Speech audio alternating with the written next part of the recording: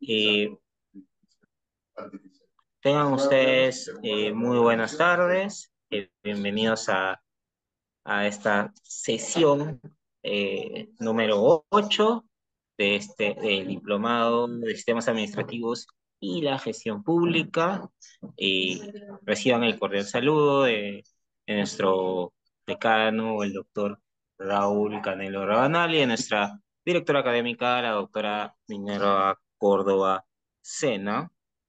En la sesión actual tenemos como nuestro ponente al doctor Benito Villanueva Jaro, el cual es doctor en Derecho y bueno, tiene, tiene maestría en negocios por la Universidad eh, San Martín.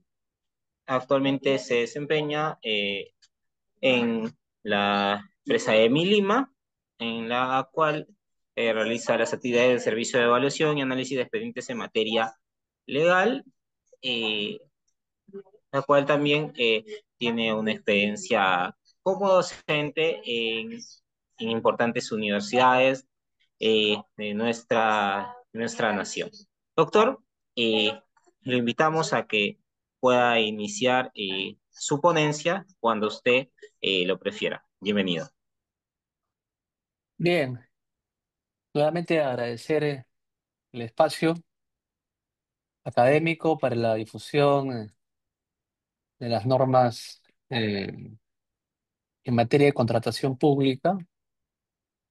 Vamos a abordar la nueva ley 32069, que trae novedades eh, y alineadas al OCDE, ¿no? A los lineamientos económicos del OCDE.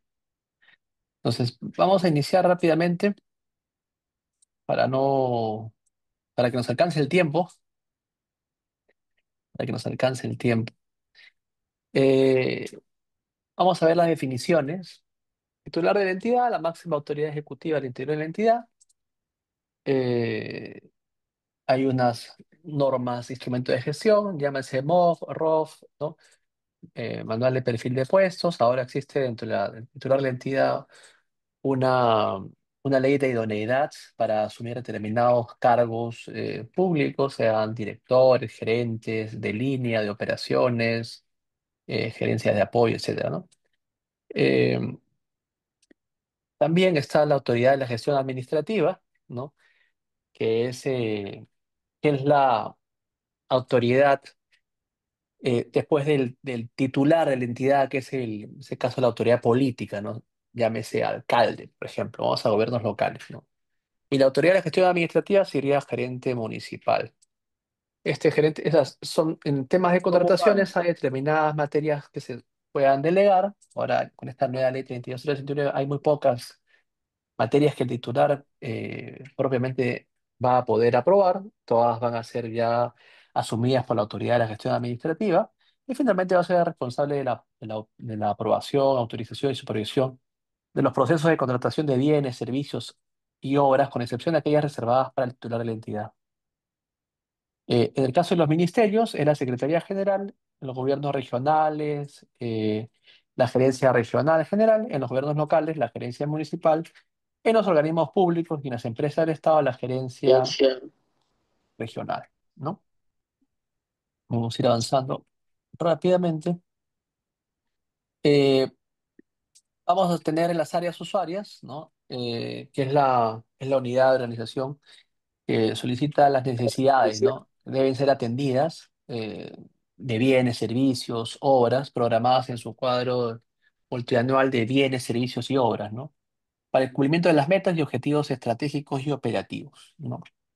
El área usuaria es el responsable de la adecuada formulación de sus requerimientos en coordinación con las dependencias encargadas de las contrataciones, que generalmente ese es el órgano encargado de la contratación, así también como la verificación de las obligaciones del contrato, ¿no? El área usuaria tiene que verificar que el estricto cumplimiento de las obligaciones contractuales que por parte del proveedor del servicio, de la entrega de bienes o la ejecución de alguna obra, ¿no?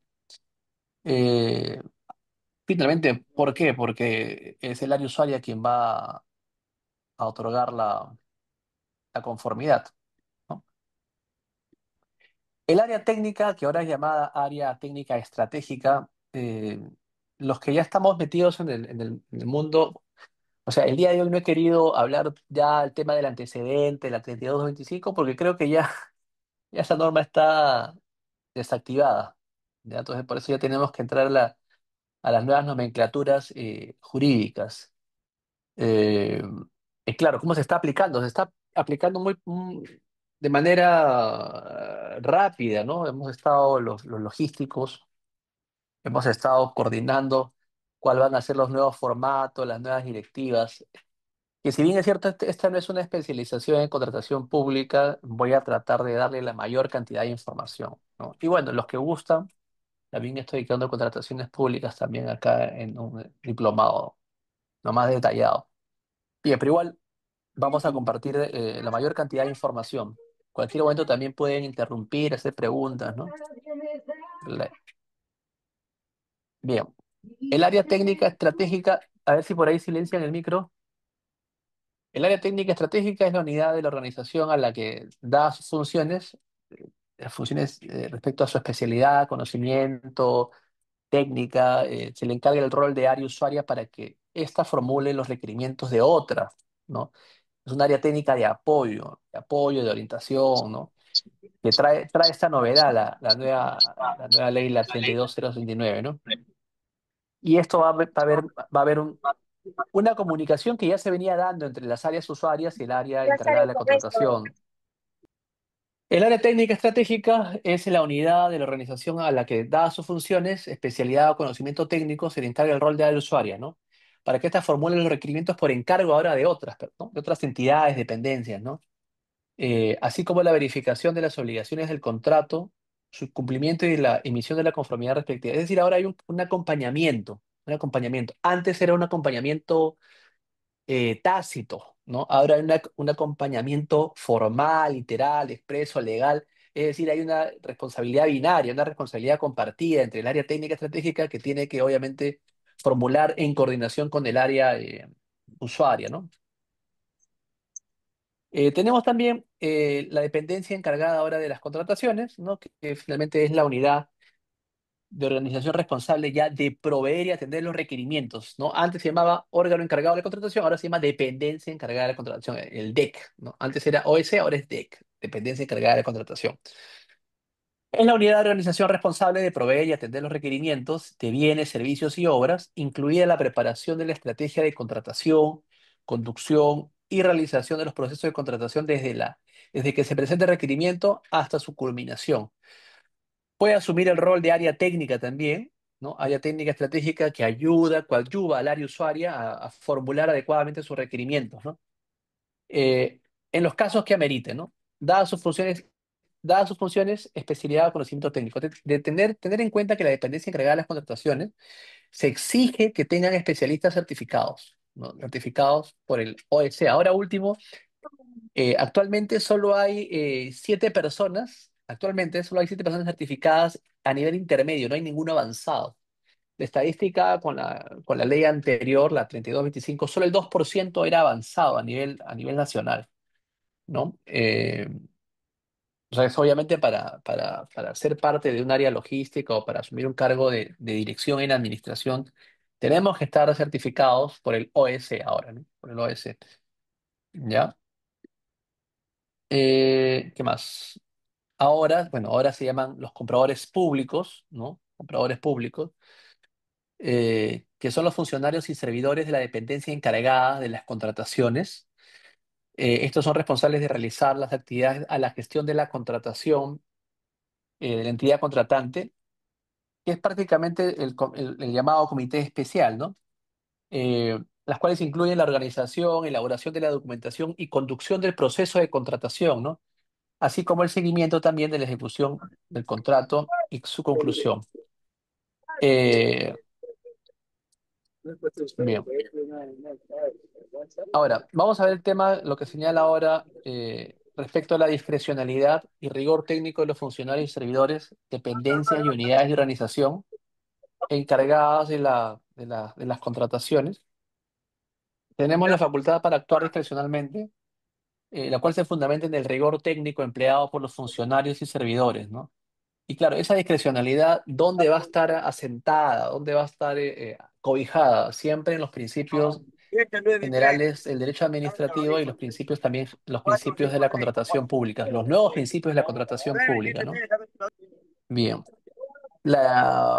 Dicha decisión debe ser, obviamente, las decisiones que toman los compradores públicos deben ser siempre, antes era lo bueno, lo bonito, lo barato y lo bastante, ¿no? Las cuatro Bs. Ahora es el valor del dinero, ¿no?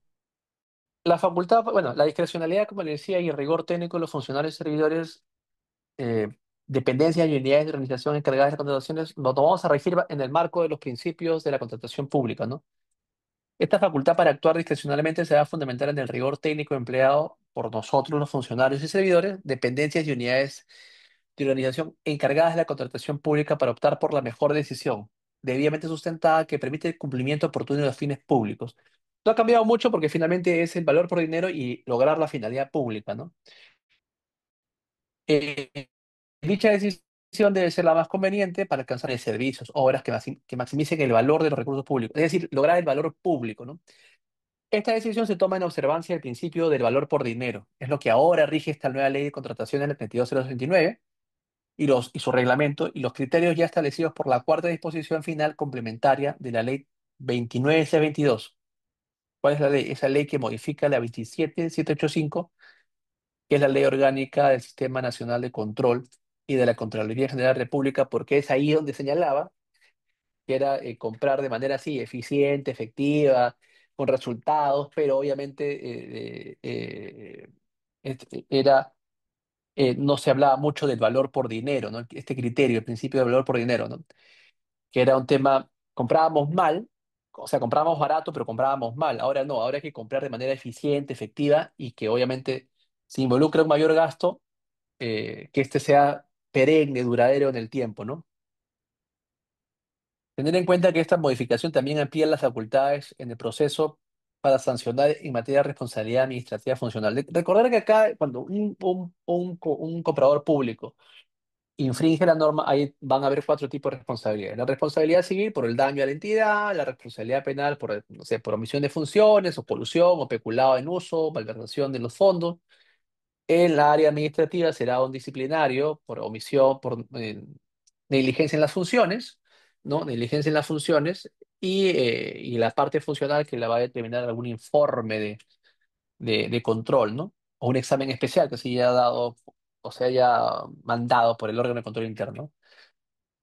El control referido del párrafo anterior se concentra en el cumplimiento de la legalidad que rige la contratación pública, más no, ojo, más no en las decisiones y rigurosidad técnica que adoptan los funcionarios, obviamente, para, eh, para una mejor opción, ¿no? Para optar por la mejor decisión. Hay que tener en cuenta, obviamente, esa mejor opción, esa mejor decisión tiene que tener, aparte de un informe técnico, ¿no? Sustentado, debe ir también amparado en este principio de legalidad. Vamos a ver la supervisión en el proceso de contratación, la autoridad de la gestión administrativa, que es en este caso en los gobiernos regionales el gerente regional, en los gobiernos municipales el gerente municipal, y así sucesivamente. Eh, Ahora se llama autoridad de la gestión administrativa, que es el responsable de implementar mecanismos y establecer disposiciones para supervisar que el proceso de contratación en todas sus fases, ¿no? O sea, sus fases desde la planificación, la selección y la ejecución, ¿no? Así como actuación de aquellos que intervienen en este, respondan al cumplimiento de los fines públicos, ¿no? Los fines públicos, ¿no? O sea, que se alcance el fin público, que se alcance el objetivo, ¿no? De la contratación. Y estas labores incluye pues una serie de medidas preventivas, correctivas recomendadas ahora por el OEC a través de sus instructivos, directivas que ya están siendo publicadas. En el transcurso de estas semanas ya han salido una serie de directivas, ¿no? Hoy día salió una directiva también de contratación, los contratos estandarizados, ¿no? Bien, también, bueno, las actividades de supervisión que realiza este organismo especializado no eximen a la autoridad de la gestión administrativa del cumplimiento de sus obligaciones, ¿no? Ya. Recordar que estos temas, para todos, me incluyo, son nuevos. Hay nueva terminología también. Ahora, antes el CAC era autónomo, ahora está dentro, por ejemplo, del Pladicop, ¿no? Que es la plataforma digital de compras públicas. Antes se llamaba OCE, órgano supervisor de la contratación. Ahora se llama OEC, ¿no? Requisitos para ser proveedor de bienes y servicios y obras. El proveedor es es la persona natural, jurídica o de patrimonio autónomo o de otras formas asociativas, nacionales o extranjeras, que a partir de sus actividades, como agentes de mercado, contratan o pueden contratar con el Estado para abastecerlo de los bienes, servicios y obras necesarios para alcanzar la finalidad de la presente ley. ¿Ya? Ahora, ojo que también hay una peculiaridad y una particularidad para las micro y pequeñas empresas, ¿ya? Antes tenían este tema de que para una apelación era el 3% del monto del contrato. Ahora ya no es el 3% del monto del contrato, ahora es el 0,03 del monto del contrato, ¿no? Eh, para ser proveedor del Estado se debe contar con una inscripción vigente del RNP de acuerdo a los requisitos, excepciones y demás condiciones establecidas en el reglamento, ¿no? Ahora, hay un nuevo reglamento eh, y esto que hay que tiene que ser desarrollado. El proveedor tiene que estar inscrito, pero ahora hay un FUP, ¿no? Una ficha única de proveedor. Y esta ficha única de proveedor va a tener ¿cómo se dice?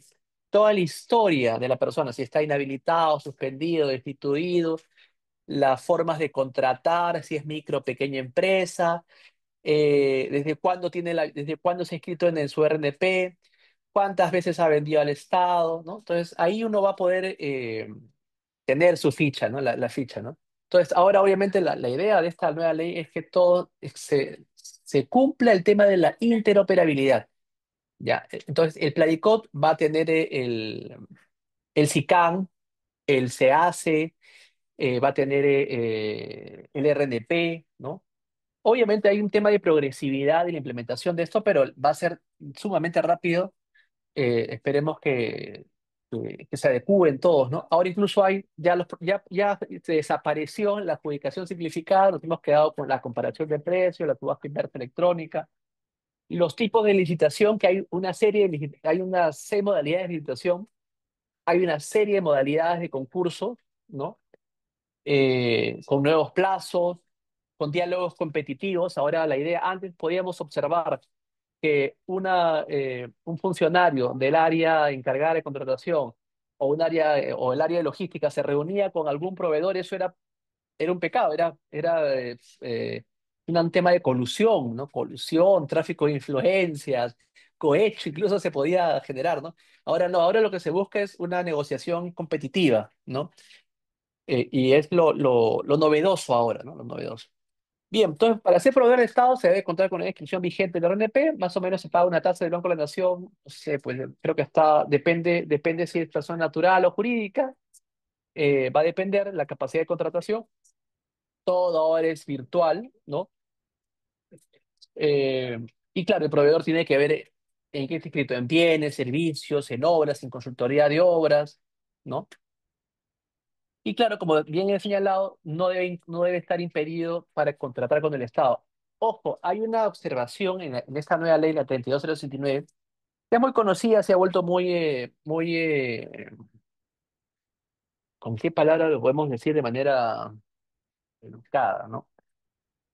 Mm, Bueno, ahora los familiares, vamos a contar el caso, ahora los familiares de los congresistas, antiguamente, con la 3225, la 1017 y otras normas, prohibía que los familiares de los congresistas eh, liciten con el Estado, o sea, que presten servicios, bienes o hagan un tipo de obras. No podían, ¿no?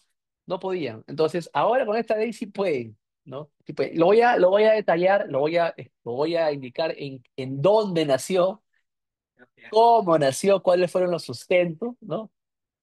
Tener en cuenta ahora que la inscripción del RNP tiene una vigencia indeterminada, porque antiguamente tenías que pagar anualmente, ¿no?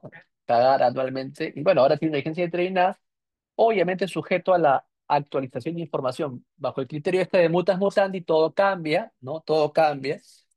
Y eso va a cambiar, sobre todo en los temas de obras, ¿no? Para ampliar la capacidad de contratación, ¿no? De acuerdo a lo establecido con el reglamento.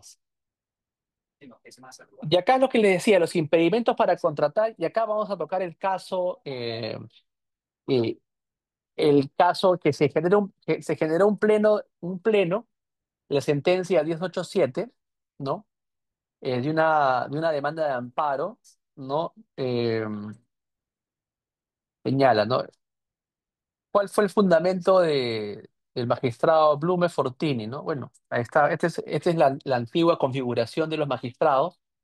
Cuando era presidenta la señora Marianela Ledesma, estaba Ferrero Costa, el doctor Miranda Canales, Blume Fortini, el doctor Ramos Núñez, Sardón de Taboada y Espinosa Saldaña, ¿no? ¿Cuál era fuera? Eh, Les voy a contar la historia, ¿no? Les voy a contar la historia. Como antecedentes, el 19 de abril, ojo que esto es con la antigua ley, o sea, el cuestionamiento, la observación, es con la antigua ley la 3225. Obviamente la 3225 ha sido modificada por la 1440. A mí particularmente y con varios colegas nos da pena eh, habernos preparado tanto ahora, bueno, ya tantos años dictando 32225 que ahora tenemos que volver nuevamente a refrescarnos con esta nueva ley 32069 justamente para muchas personas puedan dar su examen en el OEC, ¿no? Pero bueno, no hay problema. Esta es la primera clase que estoy dando sobre OEC, sobre Pladicop, sobre las nuevas modalidades de contratación pública, ¿no? Pero bien, espero que las puedan capitalizar y aprovechar al máximo, ¿no? Bien, en este caso, ¿cómo se inicia esta sentencia, ¿no? El 19 de abril de 2013, Domingo García Belaún, después congresista, interpone demanda de amparo contra el organismo supervisor de la contratación del Estado, ¿no? A fin de que se le permita ser considerado proveedor de servicios para el Estado. ¿Ya? Aduce que pese a haberse inscrito en el Registro Nacional de Proveedores con una vigencia desde el 18 de diciembre de 2012 hasta el 18 de septiembre de 2013, ¿no? Recordaba pues que la vigencia era un año, ¿no? ¿Se acuerdan? Como les decía. Se vio forzado a renunciar a su condición de proveedor de servicios para el Estado, pues se le hizo saber de modo extraoficial que había incurrido en una incompatibilidad prevista en la normativa sobre contrataciones del Estado, ya que tiene un hermano congresista, por lo que debía renunciar. Caso contrario, sería denunciado penalmente. ¿Ya? Denunciado penalmente. Eh, y claro, denunciado penalmente porque no solo denunciado penalmente, sino hay un tema, existía una infracción administrativa grave, ¿ya? Una infracción administrativa grave. Y obviamente podía estar en una causal de inhabilitación, suspensión, ¿no? De su RNP.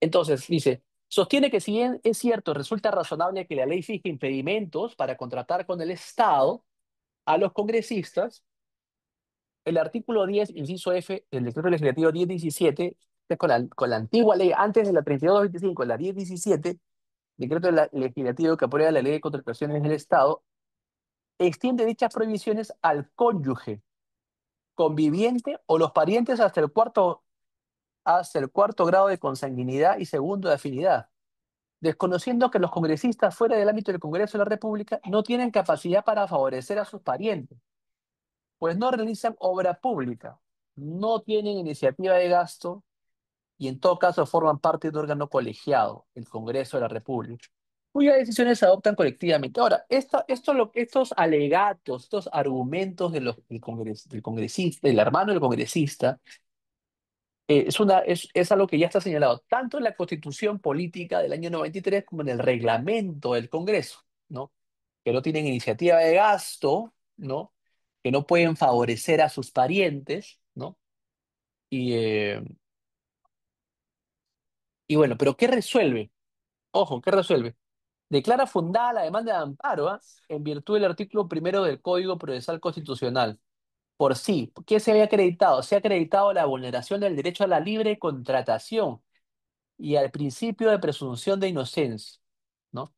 Ordenar en emplazar el pago de costos procesales a favor del recurrente improcedente pago de costas procesales. Bueno, Entonces, esta norma que la había sustentado el profesor de historia, el profesor Ramos Núñez, ¿qué solicita? ¿No? Recordar pues que el amparo busca devolver las cosas al estado anterior, ¿no? ¿Qué pretende? Solicita que se le aplique la norma que prohíbe a los hermanos de los congresistas postular como proveedores del Estado, ¿ah? ¿Ya? Ahora, tener en cuenta que hay muchos casos emblemáticos. Llámese los primos del ex presidente del Consejo de Ministros, el señor Salvador del Solar, ¿se acuerdan? ¿No? Que también había una infracción a la norma administrativa, ¿no? ¿Qué más? En tal sentido, es evidente que la norma que fija el impedimento para contratar con el Estado a familiares de los congresistas constituye efectivamente una limitación al derecho a la libertad de contratación regulado en el artículo 62 de la Constitución Política. En ese entonces, el decreto legislativo 1017, ley de contratación del Estado, se constituye sobre la base de determinados principios, ¿no? Y estos principios son los que van fijando los lineamientos, ¿no? Los lineamientos para lo que le decía diapositivas atrás, para una correcta discrecionalidad, ¿no? E interpretación de lo que es incluso el principio del valor por dinero, ¿ya? ¿Qué principio se aplica en este caso particular? Libertad de concurrencia, ¿no? Que no podían concurrir a un proceso de selección por ser familiares de congresistas, ¿no? Libertad de trato, transparencia, competencia, y acá señalo algo debatible, cuestionable, integridad, ¿no? ¿Acaso es algo muy debatible, muy cuestionable? Porque finalmente, si se levanta, en ese entonces señalaban, si se levanta esa, esa tingencia, esa restricción que tienen, los congresistas van a tener cuota de poder, ¿no? Van a tener su lista de familiares en gobiernos regionales, locales, empresas municipales, eh, eh, ministerios, ¿no? Entonces, no, hay que mantenerlo ahí. Y se mantuvo, ojo, de la 1017 a la 3225 se mantuvo, seguía la prohibición, ¿no? Señalaba también, resulta entonces razonable que el impedimento, si es que la contratación se realiza con el Congreso de la República, entidad a la que pertenece el congresista, por cuanto éste puede ejercer influencia directa y puede generarse conflicto de intereses. En consecuencia, este razonamiento no se extiende cuando se trata con otras entidades del Estado. Ojo, es que esto ya se venía trabajando, ¿ah? ¿No? Dice, no se debería entender este razonamiento. O sea, el impedimento solo sería para que los familiares sean contratados por el Congreso de la República. Así se debería entender. Si los familiares puedan contratar con OPD, con gobiernos locales, regionales, provinciales, sí, ¿no? Porque si la ley prohíbe, significa que afecta a la libre concurrencia, la libertad de contratación, entre otros, ¿no? En tal sentido, el Tribunal Constitucional, que señaló, declara, y ahí ya eh, va aterrizando en la nueva ley, declara que las normas contenidas en el artículo 11, que es el artículo 11 de la 3225 era la de ley de impedimentos, inciso H, modificada por el decreto legislativo 1444, relativo a impedimentos de familiares hasta el segundo grado de consanguinidad o afinidad de las personas naturales citadas en el artículo 11.1, para ser participantes, postores, contratistas o subcontratistas con el Estado, resulta desproporcionada y configura una amenaza de transgresión al derecho a la libre contratación. Por lo que corresponde declarar, ojo, ahí dice, corresponde declararse una aplicación al caso concreto. Es decir, solo se prohibirá, o se prohibió, cuando se trate de contratar con la misma entidad donde trabaje el funcionario público, es decir, con el Congreso de la República. Esta excepción no se aplica a los familiares del presidente de la República por cuanto éste se extiende a su ámbito de influencia y poder formar sobre todo el aparato estatal. Señala, sin embargo, cuando se trate de familiares de los vicepresidentes, Se aplica el mismo razonamiento utilizado en el caso de autos, toda vez que estos vicepresidentes solo ejercen funciones en cuanto asuman la presidencia de la República. En consecuencia, resulta desproporcionado también que se impida la contratación con el Estado de sus familiares directos. Entonces van haciendo el camino. Ya el tribunal, Juan Ferrero Costa, Blue Fortini, Ramos Núñez, Ardón de son los artífices, ¿no? de esta última modificatoria, ¿no? Ellos dieron la llave para abrir ese candado. O sea, la llave para abrir ese candado la dieron ellos, ¿no? ¿Qué más? Adicionalmente, la demanda sostenía que esta norma afectaba el principio de presunción de inocencia, razón por la cual el Tribunal Constitucional sostiene que a pesar de que en la contratación pública no es un proceso sancionador, sí debe entenderse que se extiende al ámbito también administrativo, debiéndose presumir la licitud de los actos realizados por los postores para contratar con el Estado, quienes no podrían ser descalificados a priori o excluidos del proceso solo por el hecho de tener parentesco con los altos funcionarios del Estado. Esa era la lógica que aplicaron, ¿no? En consecuencia, dice, en consecuencia, resulta contrario al principio de ilicitud que se presuma que una persona, por el solo hecho de ser familiar o pariente de los funcionarios estatales, esté recurriendo a influencias indebidas para tener un contrato público. Pero es lo que hace. Bueno, entonces la norma del análisis también amenaza el derecho de la presunción de inocencia en su faceta administrativa. Finalmente, el tribunal declara fundada la demanda al haberse acreditado la vulneración del derecho a la libertad de contratación y el principio de inocencia. Creo yo, y acá viene la parte aportativa y crítica, creo yo que este tribunal, este nuevo tribunal constitucional tiene la oportunidad, ¿no? de, eh, de cambiar este criterio. Finalmente es un criterio, no es un precedente, es un criterio que se aplica al caso concreto, pero que también creo que sirvió de antecedente para esta nueva modificatoria de la 32069 dentro del capítulo de los impedimentos, que, eh, que ahora ese candado está abierto. Ese candado está abierto. Ahora los familiares pueden contratar, así, familiares de congresistas pueden contratar con cualquier entidad del Estado. Bien, vamos a entrar ahora de lleno al marco normativo vigente. Espero que sea su agrado, esta nueva, este nuevo marco normativo. Y bien es cierto, esto es una eh, clase dentro de un diplomado de sistemas administrativos, no es una clase, no es un diplomado especializado en contrataciones. Vamos a tratar de ser, de dar las mayores pinceladas en el tema de la contratación pública, ¿no? Bueno, ya sabemos que ya la 32069 ha sido publicada el 24, el reglamento de la ley de contratación ha sido publicado el 22, ya vigente, ya está vigente el 22 de abril, ¿no? El 22 de abril, eh, que deroga la ley 3225, ¿no? Ley que nos acompañó buen tiempo, ¿no? Se articula también a este sistema nacional de abastecimiento. ¿Cuál es el objeto? Ya les dije, pues, primero generar valor público y el valor por dinero, que es un principio. Acá es objeto regular la contratación de bienes, servicios y obras por entidades públicas. La finalidad, maximizar el uso de recursos públicos con eficiencia, eficacia y oportunidad, ¿no? El ámbito de aplicación es los poderes del Estado, gobiernos regionales y locales, Fuerzas Armadas y PNP, empresas públicas, universidades públicas y cualquier entidad que gestione recursos públicos, ¿no?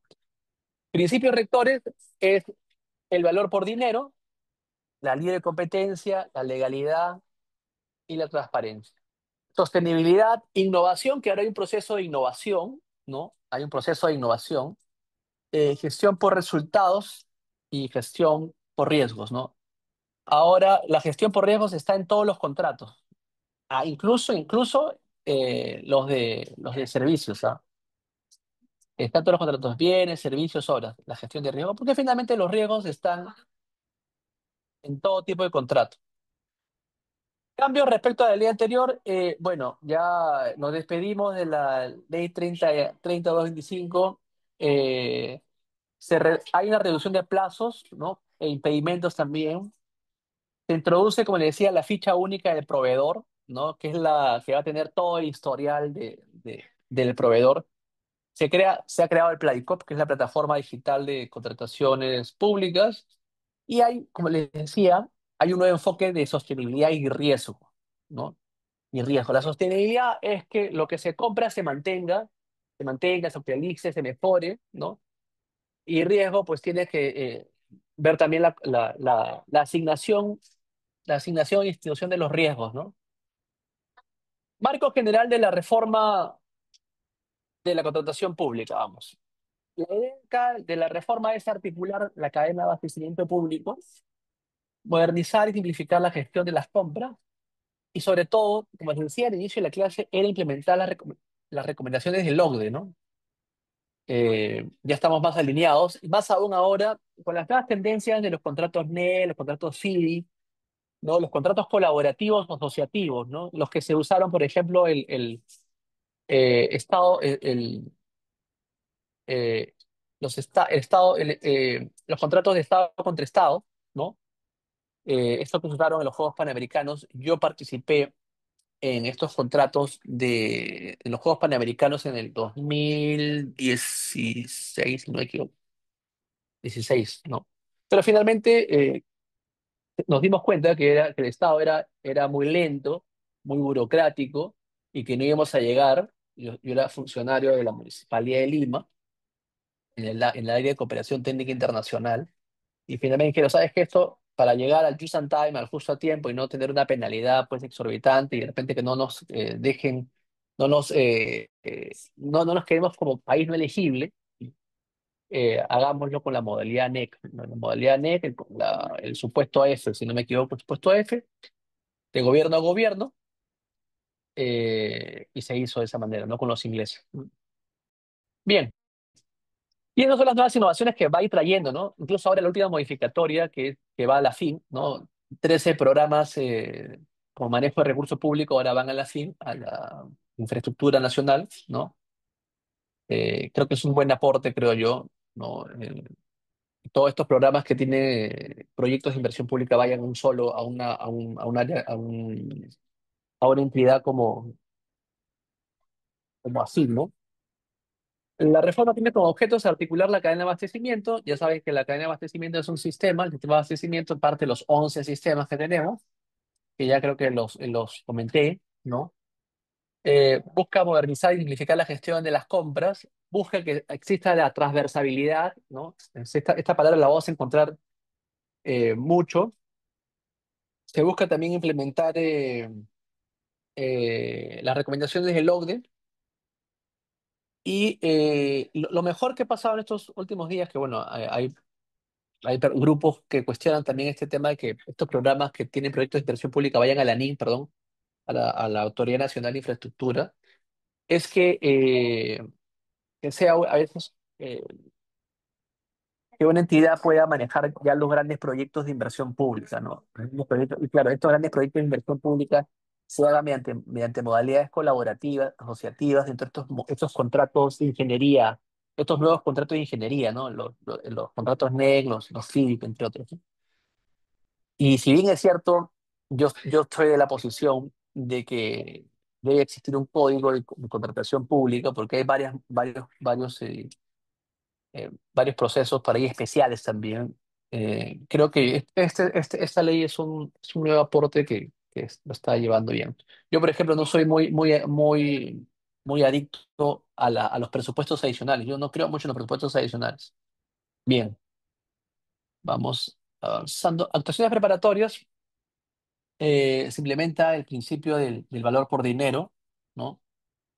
Para bienes, servicios y obras que contrata el Estado y que, bueno, que obviamente no necesariamente se procure únicamente el menor precio, ¿no? Sino que se enfoque que hay un enfoque de gestión por resultados, ¿no?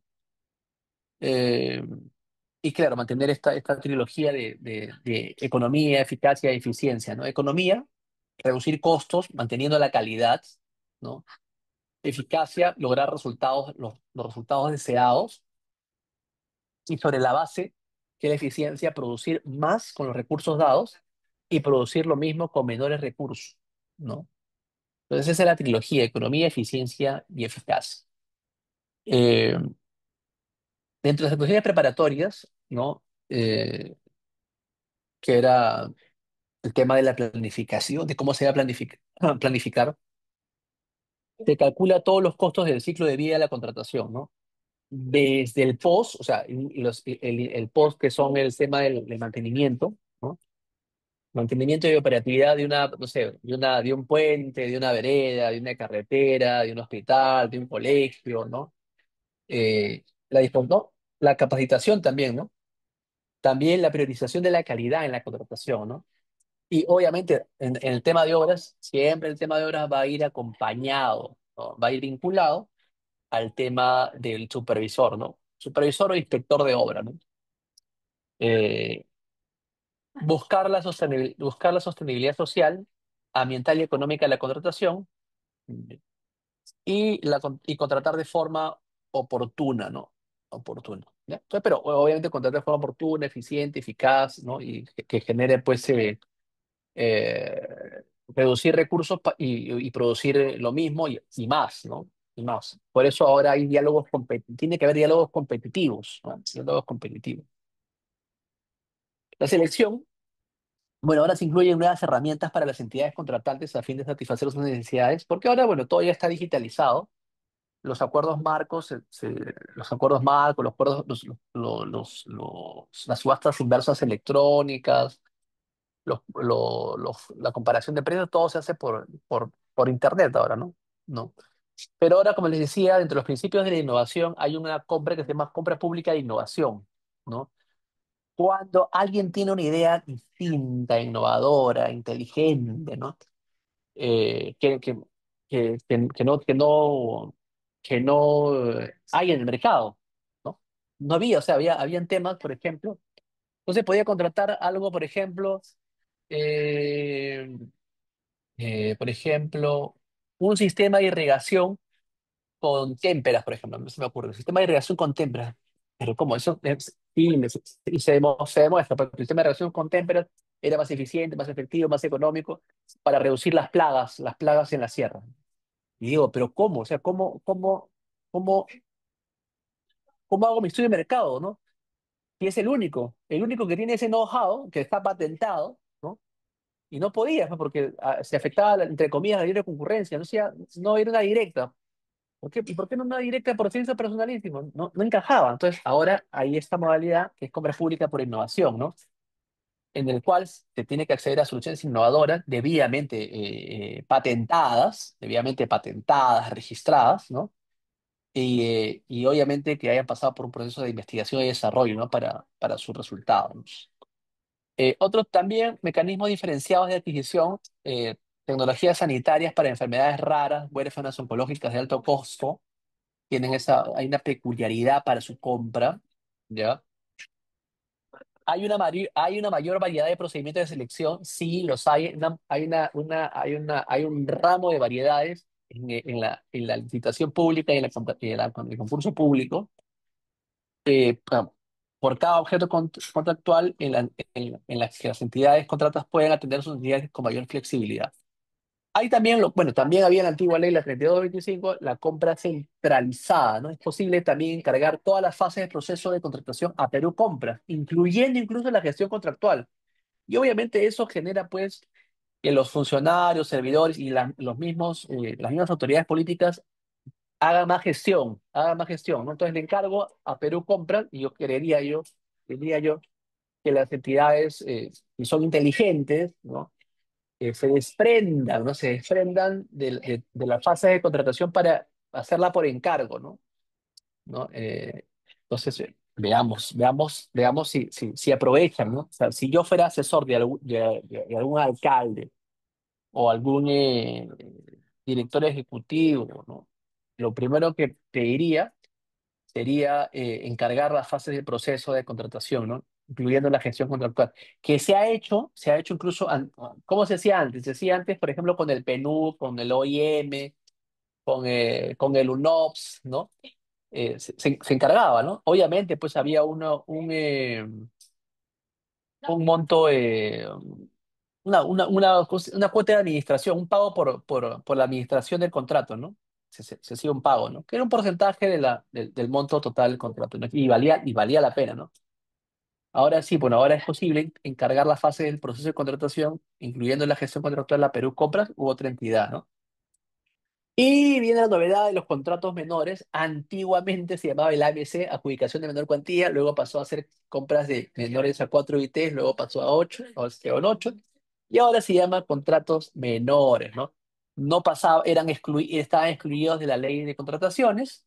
Sin embargo, en la práctica sí había una revisibilidad de estos tipos de contratos, ¿no? Sí había una revisibilidad pero tampoco estaban publicados, no estaban publicados.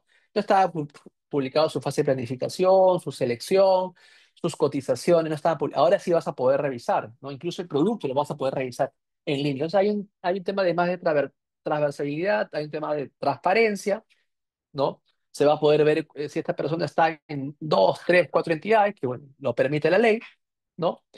Y los contratos menores pertenecen al régimen general de contrataciones. Se establecen ahora lineamientos generales. Las entidades podrán regular sus proveedores internos, como lo hacían antes ya con la directiva de 8 ITs, ahora se va a hacer directiva de contratos menores. Todo el proceso se desarrolla en el CAC, ¿no? De la Pladicop, permitiendo la trazabilidad de la contratación. Entonces vamos a encontrar en toda la ley, vamos a encontrar la figura de la trazabilidad, ¿no? Y se garantiza la integridad de la información, porque es una información pública, real, ¿no? De quién se contrata, por cuánto tiempo se contrata, saber si esta persona tiene impedimentos, ¿no? Impedimentos para contratar, ¿no? Vamos a la ejecución contractual, implementación de buenas prácticas y lecciones aprendidas. Eh, Hay incentivos económicos para proveedores de obra, ¿no? ¿Y qué es lo que no había antes, ¿no? No había antes incentivos económicos.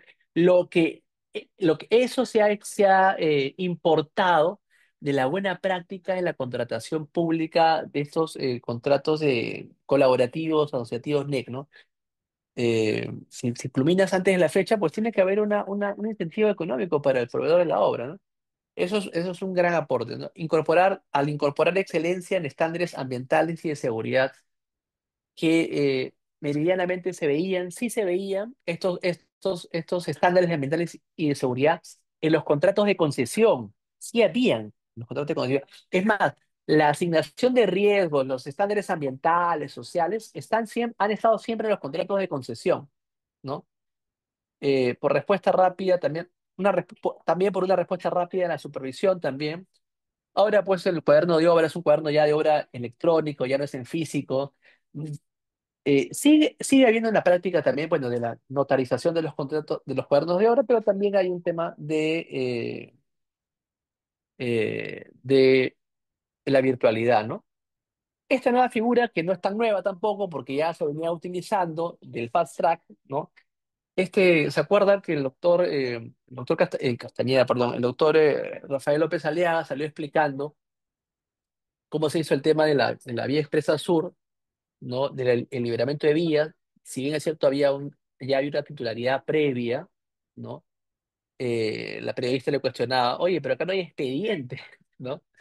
No hay expediente, y claro, es que estamos acostumbrados, y mal acostumbrados, a que existe un expediente. Y ese expediente generalmente tiene observaciones de carácter técnico, ¿no? A veces no están los estudios completos, estudios de suelos, estudios topográficos, estudios de planos perimétricos, no están el plan de mitigación de riesgos, no hay un estudio de impacto ambiental, no hay un programa o sea, está incompleto. Entonces, y cuando uno entra con el expediente, se dan cuenta que el expediente está incompleto, el proveedor, el contratista tiene que pedir presupuestos adicionales de obra, puede pedir ampliaciones de plazo, o finalmente puede señalar que puede pedir la resolución del contrato por la inejecutabilidad de la obra, ¿no? Porque finalmente a veces va a salir más caro, porque a veces ni siquiera no le quieren dar ni complementarias ni adicionales, ¿no? Y no es por culpa del contratista. Entonces, ¿qué es el Estado? El Estado que dice, oye, pero tú, proveedor, tuviste 10 días para revisar el expediente, ¿ya? Claro, tuvo 10 días, pero en 10 días no vas a revisar, pues, todo un expediente, pues, tienes que ir a campo. tienes que validar y verificar que los estudios que se han hecho sean ciertos, sean correctos, ¿no? Y eso involucra un costo también, un costo, ¿no? Entonces, el fast track se permite elaborar el expediente técnico de obra en paralelo con la ejecución de la obra, ¿no? Con la finalidad de entregar el proyecto a la población beneficiaria en el menor tiempo posible, ¿no? En comparación con los métodos tradicionales, ¿ya? Entonces, se refuerza el fast track que ya venía de la 32-25, ¿no? Pero ya ahora se está utilizando, se utiliza en muchas obras importantes, ¿no? Se refuerza la prevención, gestión y resolución de controversias, ¿no? Eh, se crea el registro de gestión de la Junta, la Junta de Resolución de Disputas, ¿no? ¿No? El registro de instituciones arbitrales, ¿no? Y centros de resolución de Junta de Resolución de Disputas, autorizadas y supervisadas por el OEC. El OEC ya no se encarga, ya no tiene el monopolio de los arbitrajes, ¿no? Y señala también que para la Junta de Prevención de Resolución de Disputas, es obligatorio en obras, ¿no? Menores de 10 millones, ¿no? Sí, ¿no? Y se financia como parte del presupuesto de inversión. Viene acá también los contratos estandarizados. Yo soy muy fan de los contratos estandarizados, estos del NEC, el CIG, el ENA. Y yo les sugiero que si los que estamos involucrados en gestión de obras públicas, métanse a esos cursos. Se habilita a las entidades contratantes a utilizar contratos estandarizados. Yo me acuerdo, me reuní con el presidente de Reconstrucción con Cambios, el congresista Franco Salinas, sugiriéndole hace muchos años estas modalidades, ¿no?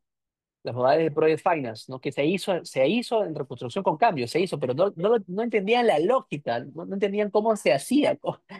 Entonces, obviamente es un curso más especializado, más detallado, ver los objetivos, las metas, los indicadores, las variables, todo lo que vas a recoger también del estudio, cómo te vas a apalancar con los bancos, si tienes espaldas financieras para hacer la ejecución de la obra, entre otros, ¿no? Pero siempre, y obviamente la idea es evitar presupuestos adicionales y evitar arbitrajes. De eso se trata de la lógica de los contratos estandarizados, ¿ah? Por si acaso. Se implementa a partir de la realización de pilotos, ya había pilotos como la Junta, los Juegos Panamericanos, y entre otros, se viene coordinando que estos contratos cuenten con traducción oficial, ¿no?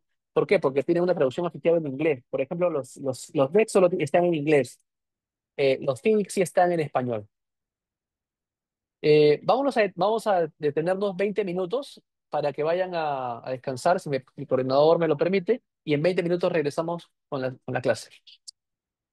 Bien, entonces, como habíamos ya conversado, la ejecución contractual se están implementando buenas prácticas y sobre todo el tema de lecciones aprendidas, ¿no? Y respecto a medidas cautelares, se considera el domicilio de la entidad, ¿no?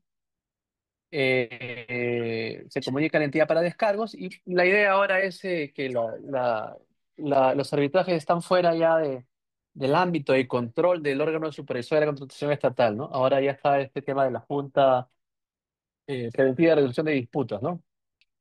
Actores involucrados en el proceso de contratación pública, ya estamos dentro de este sistema de administrativo que es la Dirección General de Abastecimiento, ¿no?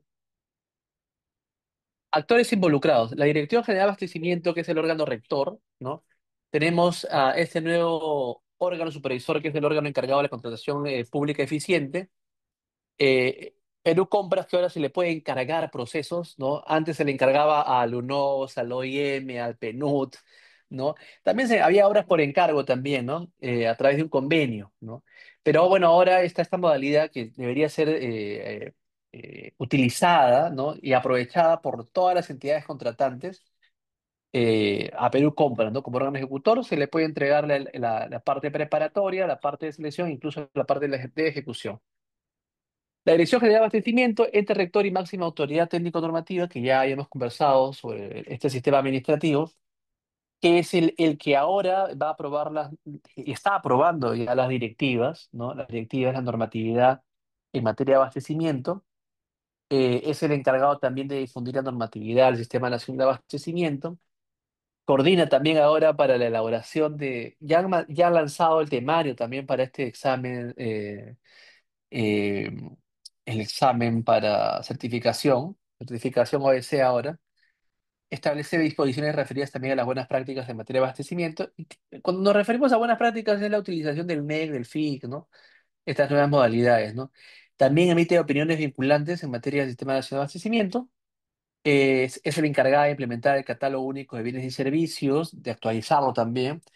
Establece en coordinación con Servir las medidas necesarias para la profesionalización del comprador público, que eso es algo innovador, necesario, útil. Si bien es cierto, hay ahorita capacitaciones, en el examen ahora último que han dado los futuros compradores públicos, están poniendo casos que aún ni siquiera se han iniciado, ¿no? O sea, prácticamente hay que leerse la ley, ¿no? Y es un tema más teórico que práctico, ¿no? Entonces, los que nos certificamos antes teníamos toda la teoría y la práctica, ¿no? De cómo se aplica en la realidad, ¿no? Ahora es prácticamente netamente teórico el examen, ¿no? De lo que se tiene que estudiar es prácticamente el reglamento, la ley y todas las directivas que están saliendo así como canchita. Este OEC, que es el organismo especializado para contrataciones públicas eficientes, ¿no? Está adscrito también al Ministerio de Economía y Finanzas, realiza la supervisión de los procesos de selección no competitivos, procesos de contratación que son objeto de alerta de vigilancia ciudadanas, ¿no? Los supuestos excluidos a supervisión, incluidos los regímenes especiales de contratación, ojo, los contratos menores que ahora ya están incluidos dentro de la ley de contrataciones públicas. Supervisa también los procedimientos de selección para la generación o mantenimiento de catálogos electrónicos con acuerdo marco, como ya se había citado, ¿no? Brinda asistencia técnica y orientación a las entidades, ¿no? También, bueno, también absuelve consultas de las entidades públicas, sector privado y sociedad civil, ¿no? Respecto ahora de la aplicación de la ley y el reglamento, siempre se ha hecho, ¿no? Se hacen consultas rápidas y también consultas para lograr opiniones, ¿no? El OEC administra las herramientas digitales que forman parte del Pladicop, como ya habíamos señalado, el SICAN, el CEAS, el RNP, entre otras, ¿no? Desarrollo de acciones de capacitación y difusión sobre la ley y reglamento, que lo están haciendo, sí, lo están haciendo, pero de manera apurada, ¿no? Administra el registro de instituciones arbitrales y centros de administración de juntas de prevención y resolución de disputas, ¿no? Y el RNP. Y también sanciona las instituciones arbitrales y centros de administración de la Junta de Prevención y Resolución de Disputas, ¿no? Se está haciendo una difusión, ¿no? Como se hacía en un entonces en los centros de conciliación y el arbitraje popular, ¿se acuerdan que lo promovía el Ministerio de Justicia? Bien, ahora se está pretendiendo, pues, tener el empoderamiento de las juntas de resolución de disputas, ¿no? ¿Qué más? Resuelve las controversias relacionadas a las actuaciones desarrolladas durante los procedimientos de selección hasta antes del perfeccionamiento del contrato, ¿ya? Eh, Aplica sanciones de multa, inhabilitación temporal y definitiva a los proveedores que infrinjan la normativa. Es decir, acá hay un procedimiento administrativo sancionador, ¿ya? Emite precedentes de observancia obligatoria mediante acuerdos adoptados en sala plena, los cuales deben tener en cuenta las opiniones vinculadas que emite la DGA. Es decir, hasta el día de hoy no existe ningún precedente de observancia obligatoria que comentar. Eh, sí voy a indicarles algunos casos, pero ya para nosotros y para ustedes también ya no les va a ser útil, sino solo va a ser referencial, ¿no? Referencial. Eh, ya con los nuevos casos, me imagino, se van a desarrollar los precedentes en base ahora a esta nueva ley 32069 y su reglamento, ¿no? ¿Qué más? Sistematizar las resoluciones que emite, ¿no? La central de Perú Compras que ahora se le ha empoderado de mejor manera, ¿no? Ya de manera literal, expresa y legal, ¿no? Y que si bien es cierto, tiene un papel importante, necesario, creo que los gobiernos locales, regionales y provinciales tienen que virar su mirada hacia Perú Compras para hacer compras corporativas y compras por encargo, ¿no?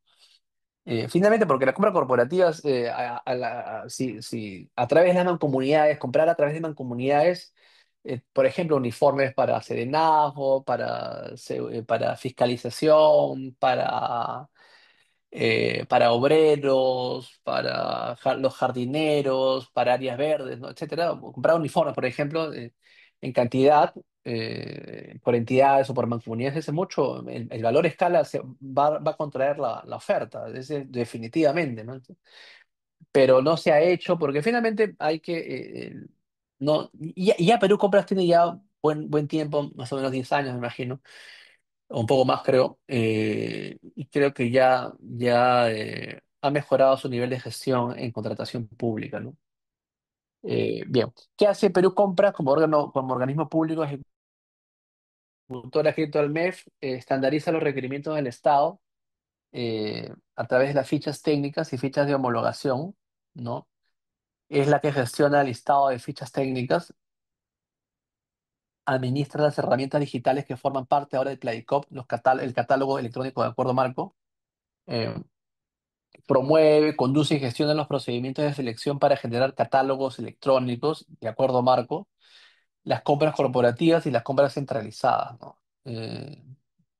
Conduce y gestiona las compras centralizadas de emergencia, ¿no?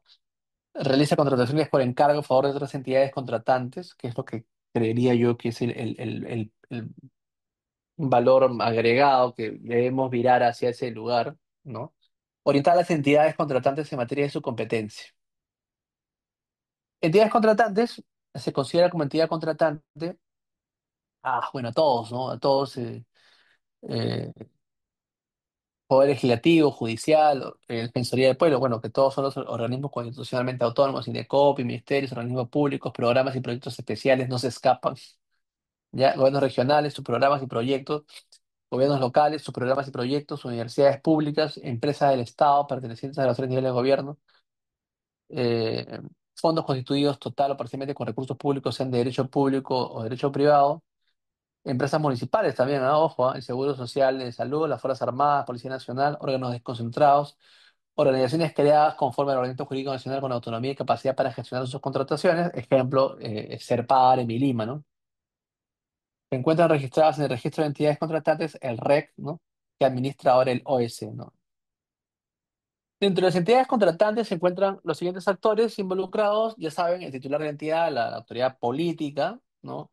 La autoridad de gestión administrativa, que es en este caso como en gobiernos locales, sería el gerente municipal, provincial, regional, ¿no? Ya no se llama OEC, se llama Dependencia Encargada de la Contratación, el DEC, ¿no? Los compradores públicos, ¿no? Que van a trabajar de manera coordinada también con el DEC, ¿no? Compradores públicos que ahora tienen que estar certificados, ¿ah? El área usuaria y área técnica estratégica, que son los que el área técnica estratégica, que son los que van a coadyuvar, ayudar, coordinar, ¿no? Para que los términos o las especificaciones técnicas sean claras, ¿no? Titular de la entidad es la máxima autoridad ejecutiva de la entidad contratante, aprueba las siguientes contrataciones mediante procedimientos de selección no competitivos. ¿Cuáles son los procedimientos de selección no competitivos? Vamos a ver. Situación de emergencia, situación de desabastecimiento, ¿no? Continuación de prestaciones no ejecutadas de un contrato resuelto o declarado nulo, ¿no? Autoriza el inicio de la acción judicial de anulación del laudo arbitral. Ojo, estas son los que hace la máxima autoridad ejecutiva de la entidad. Autoriza las prestaciones adicionales, ¿no? De obra cuando corresponda. Cuando es construcción, solo construcción a partir del 15%. Diseño y construcción a partir del 20% en el componente de ejecución, ¿no? Eso es lo que va a autorizar, que son las prestaciones adicionales. A mayor de eso las tienes que autorizar la Contraloría, ¿no? Bueno, eso no lo ha mencionado, pero bueno, o sea, por lógica es que a mayor de eso seguramente lo va a autorizar la Contraloría. Aprueba las compras por encargo, ¿no? A un organismo internacional, que es una facultad indelegable, como decía, ¿no? Las compras por encargo que se hacían, pues, por ejemplo, el PNUD, UNOPS, OIM, ¿no? Entre otros, ¿no? La autoridad de gestión administrativa, que ya hemos hablado, es la más alta autoridad de gestión administrativa de la entidad contratante. Por ejemplo, para temas de servir, la máxima autoridad administrativa en un gobierno local es el gerente municipal, ¿no? Pero ahora está más claro, el ministerio es de Secretaría General, en gobiernos regionales es la gerencia general regional, en gobiernos locales, gerencia municipal, En organismos públicos y empresas del Estado es la gerencia general también. En programas y proyectos es el director ejecutivo, ¿no? Por ejemplo, estos proyectos que se han absorbido por el ANIM, ¿no? La Autoridad Nacional de Infraestructura, ¿no? Demás entidades contratantes en la máxima autoridad administrativa, en órganos desconcentrados y aquellas organizaciones a las que se hace referencia a los literales KL del párrafo 3.2 del artículo 3 eh, de la Ley General de Contratación Pública es el titular de la entidad, ¿no? Ejemplo, hospitales, institutos, escuelas, UGEL, ¿no? Es el titular de la entidad. ¿Cuáles son las funciones de la autoridad de la gestión administrativa?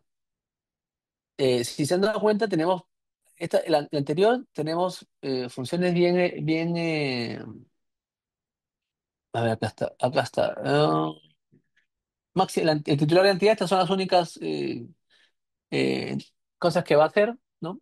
Pero en la autoridad de gestión administrativa, estas son las funciones.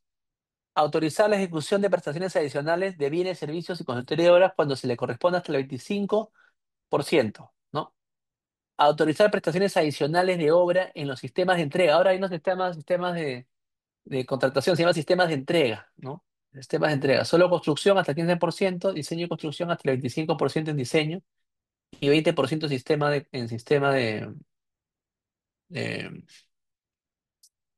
eh, en construcción, ¿no? ¿Qué más? Autorizar la modificación contractual cuando implique la modificación del monto del contrato o por el hecho sobreviniente, aun cuando ésta se deba a causa imputable de alguna de las partes, siempre que no haya habido dolo, ¿no? Autorización de la modificación contractual. ¿Qué más? Acá se mantiene resolver los recursos de apelación en los casos indicados en la ley hasta menos de 50 OIT, una facultad indelegable, ¿no? La resuelve la autoridad de la gestión administrativa. Declarar también la nulidad de los procedimientos de selección de los contratos. Durante la ejecución contractual, emitir pronunciamientos del pliego de observaciones en el daño, en el caso de obras, bajo sistemas de entrega, ¿no? De solo construcción y diseño y construcción, ¿no? Facultad indelegable, ¿no?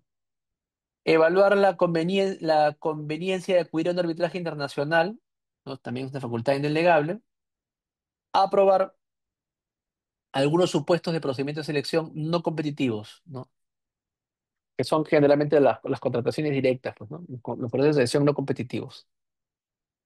Ahora se llaman procesos de selección no competitivos. La DEC, que es la dependencia encargada de la contratación, es la unidad de organización responsable de proveer y atender los requerimientos de bienes, servicios y obras, incluidas la preparación de la estrategia de la contratación, conducción y realización de los procesos de contratación. Participa en la elaboración y revisión de los requerimientos de las áreas usuarias u áreas técnicas estratégicas, ¿no? En lo referido al cumplimiento de la normativa de contratación pública, elabora la estrategia de contratación, registra, realiza y publica en el CAC de la Pladicop, ¿no? Los actos y actuaciones de las fases de contratación, que es prácticamente esta área logística es la que se encarga pues también de verificar la documentación para la firma del contrato, ¿no? Eh, y también ahí hay que tener en cuenta que esta área no es un área tampoco de peritaje, ¿ah? O sea, no es que la firma tiene que ser exacta igual, ¿no? Es un área de peritaje ahí. Realiza el monitoreo y evaluación de la ejecución contractual, revisa la conformidad de la contratación emitida por el área usuaria, ¿no? Eh, Respecto a los compradores públicos, ¿no? Son funcionarios y servidores de la DEC, ¿no? Eh, que realiza actividades relativas a la gestión de la contratación. Deben encontrarse certificados sí o sí por el OEC, y eso va a ser imaginado de manera progresiva y paulatina. Ya hay, como les decía, hay tres, cuatro solo a nivel intermedio, no hay ningún avanzado por el momento. Organiza también y elabora la documentación del proceso de contratación, conduce el proceso de contratación, ¿no? Realiza el seguimiento de la ejecución del contrato y su conclusión. Ya, esas son las nuevas novedades. El área usuaria, bueno, ya hemos conversado sobre el área usuaria, que es la unidad de organización que se encarga de ver que sus necesidades sean atendidas, ¿no? Y todas esas necesidades deben estar en el programa, programadas en el cuadro multianual de necesidades, ¿no? Para el cumplimiento de sus actividades, metas, tareas, objetivos de su POI, ¿no? ¿Qué más hace el área usuaria? Formula su requerimiento en coordinación con la DEC, ¿no? Verifica el cumplimiento de las obligaciones del contrato y emite también la conformidad respectiva. El área técnica estratégica, que es la unidad que va a acompañar esta unidad de organización de la entidad a la que, dadas sus funciones, especialidad o conocimiento técnico, la autoridad de gestión administrativa designa por mínimo un año, ¿no? Para ejercer el rol del área usuaria en determinadas contrataciones. Formula el requerimiento de otra u otras unidades de organización en coordinación con la DEC, ¿ya? Entonces, acá tenemos que ver que esta unidad de organización va a ser designada por resolución de la autoridad de gestión administrativa, ¿no? Mínimo un año, ¿no? ¿Qué más? Verifique el cumplimiento de las obligaciones también del contrato y también emite la conformidad respectiva, ¿no? Cuando obviamente ejerce el rol de área usuaria, ¿no? En determinadas contrataciones. El proveedor. El proveedor es la persona natural o jurídica o patrimonio autónomo u otras formas asociativas, ¿no? Que pueden ser, bueno, nacionales o extranjeras, ¿no? Que a partir de sus actividades como agentes de mercado contratan o pueden contratar con el Estado, ¿no? Para abastecerlo de bienes, servicios y obras. Debe contar con inscripción vigente en RDP, una vigencia, que ya saben que el RDP es una vigencia indeterminada, no debe encontrarse el pedido de contratar con el Estado, la información del proveedor debe encontrarse en el FUP, ¿no? FUP, ¿no? Que es la ficha única de proveedor. Suscribe el pacto de integridad cuando participe en un proceso de contratación, ¿no? Medición de desempeño del proveedor escrito en el RDP, el cual es implementado de manera progresiva por el OCE. Claro, porque hay alertas, ¿no? Como así como estrellitas, ¿no? Vamos ahora a entrar ya a las actuaciones preparatorias, ¿no? En la ley 32.069. ¿Cuáles son las acciones preparatorias? Y ya ahí acá hay nueva lógica, ¿no? Eh, el PAC, que es el Plan de Adquisiciones y Contrataciones del cuadro multianual de necesidades, ¿no? Se anuncia anuncio de contratación futura acá, ¿no? En el PAC y el cuadro multianual de necesidades se determina más o menos la cuantía de la contratación, ¿no? Viene la segmentación, ¿no? Luego el requerimiento, y en el requerimiento se evalúa, el DEC evalúa la estrategia de contratación, cuál va a ser más eficiente, ¿no? Y hace también el tema de la integración ya no se llama estudios de posibilidades que ofrece el mercado o indagación de mercado, se llama interacción con el mercado, ¿no? En el proceso de la segmentación se designan designación de evaluadores, ¿no?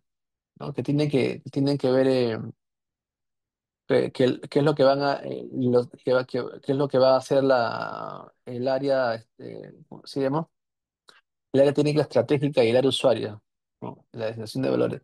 Luego de eso se aprueba el expediente de contratación, ¿no? A través de una resolución que lo aprueba a ver, lo aprueba la autoridad de gestión administrativa, ¿no? Aprueba la autoridad de gestión administrativa y luego se elaboran las bases, ¿no? Vamos a definir, ¿en qué consiste esta segmentación? Consiste en saber eh, cuál es la categoría, ¿no? Si es bienes, servicios y obras, ¿no? No se realiza segmentación de contrataciones para contratos menores, ¿no? Procedimientos no competitivos. Ya saben que los procedimientos no competitivos son las directas, ¿no? Ya, entonces, en la segmentación se va a categorizar, ¿no? Las categorías son, ya, bienes y servicios, sean rutinarios, operacionales, críticos y estratégicos, y en obras, básicos y avanzados. ¿Qué tiene que ver la segmentación de contrataciones? Tiene como objetivo coadyuvar a la determinación de la estrategia de contratación. O sea, es decir, a ver si es un bien, un servicio, ¿cuál va a ser el proceso que voy a seguir, ¿no? Incluyendo el tipo de interacción con el mercado, ¿no? Así como organizar y optimizar los recursos de la dirección encargada de contratación y las áreas usuarias, ¿no? El valor por dinero, como habíamos hablado, ¿no? Se realiza una vez aprobado el PAC, ¿no? El cuadro de multinacionales necesidades. Las contrataciones no planificadas se segmentan previa modificación del cuadro de necesidades, ¿no? No, se segmentan, o sea, se evalúan cuál es su categoría, bienes, servicios, obras, ¿no? El anuncio de la contratación futura, acá, el anuncio de la contratación futura está acá, ¿no? El anuncio de la contratación futura está entre la segmentación, entre el PAC, el cuadro multinacional de necesidades, ¿no? Donde se va a determinar la cuantía de la contratación y la segmentación. Ahí está el anuncio de la contratación futura. ¿Cuál es el objetivo? Dar a conocer de manera temprana a los potenciales proveedores. La intención es convocar el procedimiento de selección. Características del anuncio de contratación futura. Primero, debe ser publicado en el Pladicop y en la sede digital de la entidad. Hay entidades que ya lo están haciendo. Si bien esto no es facultativo ahorita el Pladicop, hay entidades que ya lo están haciendo. Aplica para los procedimientos de selección cuya base estándar contemple esta opción, ¿no? Y puede también reducir el plazo del procedimiento de selección. Esa es otra de las discrecionalidades que se están dando, ¿no? Reducir el procedimiento de plazo de selección.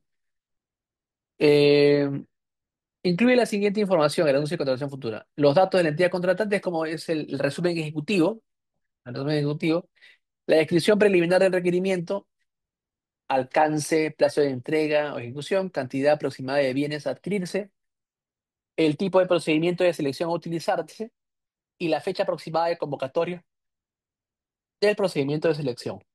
¿Ya? Eso es el anuncio de la contratación futura. Bueno, es un cambio de nomenclatura, ¿no? Prácticamente es un resumen ejecutivo, ¿no? Pero sí te da, acá el tema es dos temas importantes, ¿no? La fecha aproximada de convocatoria y procedimiento de selección, ¿no? Y la descripción preliminar del requerimiento, ¿no? Su alcance, su plazo de entrega, ¿no? Cantidad aproximada de bienes a adquirir. En el requerimiento, atiende una necesidad de contratación para cumplir una finalidad pública promoviendo el valor por dinero. Eso es lo que vamos a fijarnos siempre. Elabora, el requerimiento es elaborado por el área usuaria con apoyo del área técnica, ¿no? Y en coordinación con la dirección encargada de la contratación. La dirección encargada de la contratación puede modificar el requerimiento en las actuaciones preparatorias, ¿no? Antes de entrar a la selección, ¿no?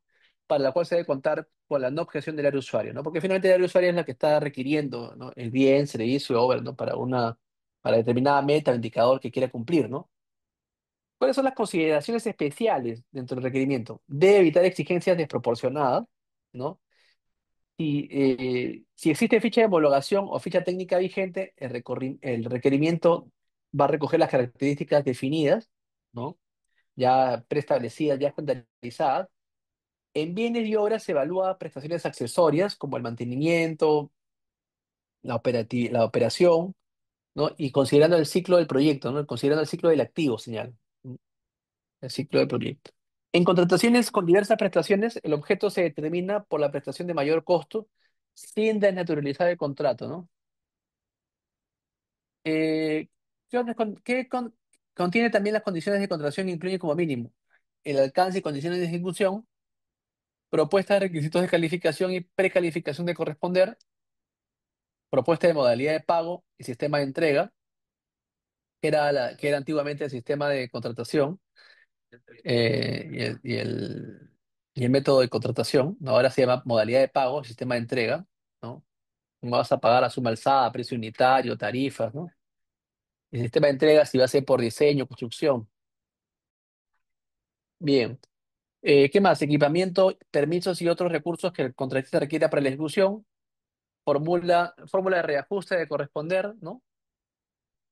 Vamos ahora con la estrategia de contratación, que la estrategia de contratación la ve la DEC, ¿no? Eh, la estrategia de contratación es un proceso mediante el cual la DEC, con base en el requerimiento, analiza y evalúa de manera integral las variables que incluyen el proceso de contratación que se va a realizar. La DEC, ¿no? Y se puede solicitar la participación de los evaluadores para su elaboración, ¿no? Y también el análisis de la estrategia de contratación se desarrolla en el formato aprobado por la DGA, que hay un formato ya, ¿no? Y forma parte del expediente de contratación, ¿no? La DGA está sacando varios formatos, ¿no? Justamente para ver requerimientos, etcétera, ¿no? En tema de bienes y servicios ya saben cuáles son los rutinarios, los operacionales, los críticos y estratégicos, ¿no? En los rutinarios y operacionales señala que se busca la atención oportuna y reducción de costos, ¿no? Y en los críticos y estratégicos, obviamente acá no se va a buscar la reducción de costos, sino la reducción de riesgos, ¿no? En el proceso de contratación, ¿no? Entonces, hay reducción de costos, que son rutinarios y operacionales, y reducción de riesgos, que son críticos y estratégicos. La interacción con el mercado consiste en el conjunto de actividades que sirven de insumo y forman parte de la estrategia de contratación, permitiendo a la entidad contratante perfeccionar sus requerimientos, a mejorarlo, ¿no? Mejorar el precio, ¿no? actualizar la cuantía de la contratación considerando el PAC, ¿no? Del cuadro multianual de necesidades, medir la existencia de oferta, competencia y riesgo de frustración del procedimiento de selección, lo que no se lleva a cabo, ¿no? Y obviamente saber elegir cuál es el proceso más idóneo, ¿no? Para su, para su formulación, ¿no? La entidad contratante guarda confidencialidad de información no pública obtenida de interacciones de mercado, ¿no? ¿Por qué? Porque finalmente la idea es que ese precio no salga a la luz, ¿no? Y se pueda tomar un mejor precio, ¿no? En el momento de sacar un producto al mercado, ¿no? Producto que se requiere por parte del Estado al mercado, ¿no? Los tipos de interacciones con el mercado, las clásicas, es la indagación, ¿no? Y la consulta del mercado, ¿no? La indagación es análisis de datos y condiciones competitivas del mercado a través de las siguientes fuentes: información histórica de la entidad contratante, información del procedimiento de selección y contratos similares suscritos por otras entidades contratantes y otras que se estimen pertinentes. Ahora, esa información ya nosotros ya la podemos mapear, eh, eh, ya en el FUP, ¿no? En la ficha única de proveedor, ¿no? Entonces, ya podemos saber si este proveedor es cumplido, ¿no? En base a su sistema de alertas, ¿no? ¿Qué más? Preferentemente dicha información corresponde a los últimos 3 ejercicios presupuestales, ¿no? Así mismo se puede solicitar información a los potenciales proveedores mediante correos, ¿no? Mensajes, ¿no? La indagación básica se utiliza como mínimo una fuente y la indagación avanzada se utilizan dos o más fuentes, ¿no? Consulta al mercado, ¿no? Propicia el intercambio de información de manera abierta y transparente con los proveedores, ¿no? Es lo necesario, ¿no? Para que se genere un diálogo competitivo, necesario, útil, ¿no? Que genere valor por dinero. Se utiliza herramientas escritas o reuniones para lograr la retroalimentación, ¿no? La consulta de mercado hay dos igual, básica y avanzada. La consulta al mercado básica se emplea una sola herramienta de interacción, sea escrita o reuniones, y la consulta al mercado avanzado se utilizan dos o más herramientas de la misma o distinta clasificación. En las escritas, en las herramientas de consulta de mercado, que busca la retroalimentación, solicitudes de información, difusión de requerimientos, ¿no? Las reuniones, para comunicar aspectos clave de la contratación, atender varios requerimientos, obtener información detallada, transparencia, reuniones informativas, talleres con industria, eventos de exposición, reuniones uno a uno, entre otros. Eso era lo que se buscaba, ¿no? Reuniones, ¿no? Diálogos competitivos, ¿no? Para tener uno o más requerimientos, ¿no? Y claro, para eso hay que tener información, ¿no? Respecto a la cuantía de la contratación, se basa en el PAC, ¿no? Que el PAC es el Plan Anual de Contrataciones del CMN, que es el cuadro multianual de necesidades, y puede actualizarse según la interacción con el mercado. Va mutando, mutando, y no va variando. La cuantía de contratación incluye todos los conceptos aplicables al bien o servicio u obra. En caso de procedimiento de selección, según relación de ítems, lotes o tramos, se establece por la sumatoria de los valores de cada uno, ¿no? Ahora, no es obligatorio informar la cuantía a los proveedores, salvo que sea punto de referencia para las ofertas, ¿no? Los evaluadores, profesionales a cargo de la conducción y realización, según corresponda, de la fase de selección, ¿no?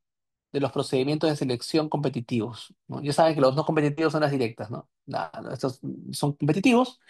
La elección del tipo de evaluador se determina en la estrategia de contratación. Tipos de evaluadores, ¿no? Oficial de compra, comprador público de la DEC, ¿no? Puede ser designado en más de un procedimiento de selección simultáneamente. Ya, ojo, también hay un tema ahí que se les quiere dar un bono también, ¿no? A los que son oficiales de compra, ¿no? O son parte de un comité. Me parece interesante, ¿ah? El comité se conforma por 3 integrantes, de los cuales al menos uno es comprador público, ¿no? Y otro es experto profesional con conocimiento técnico y experiencia en el objeto de la contratación, ¿no? El jurado, acá habla ya de jurado, se conforma por 3 o 5 expertos en el objeto de la contratación, ¿no? Los tipos de evaluadores, ya saben, la oficina de compra y comité son responsables de la fase de selección, incluyendo la preparación de bases, ¿no?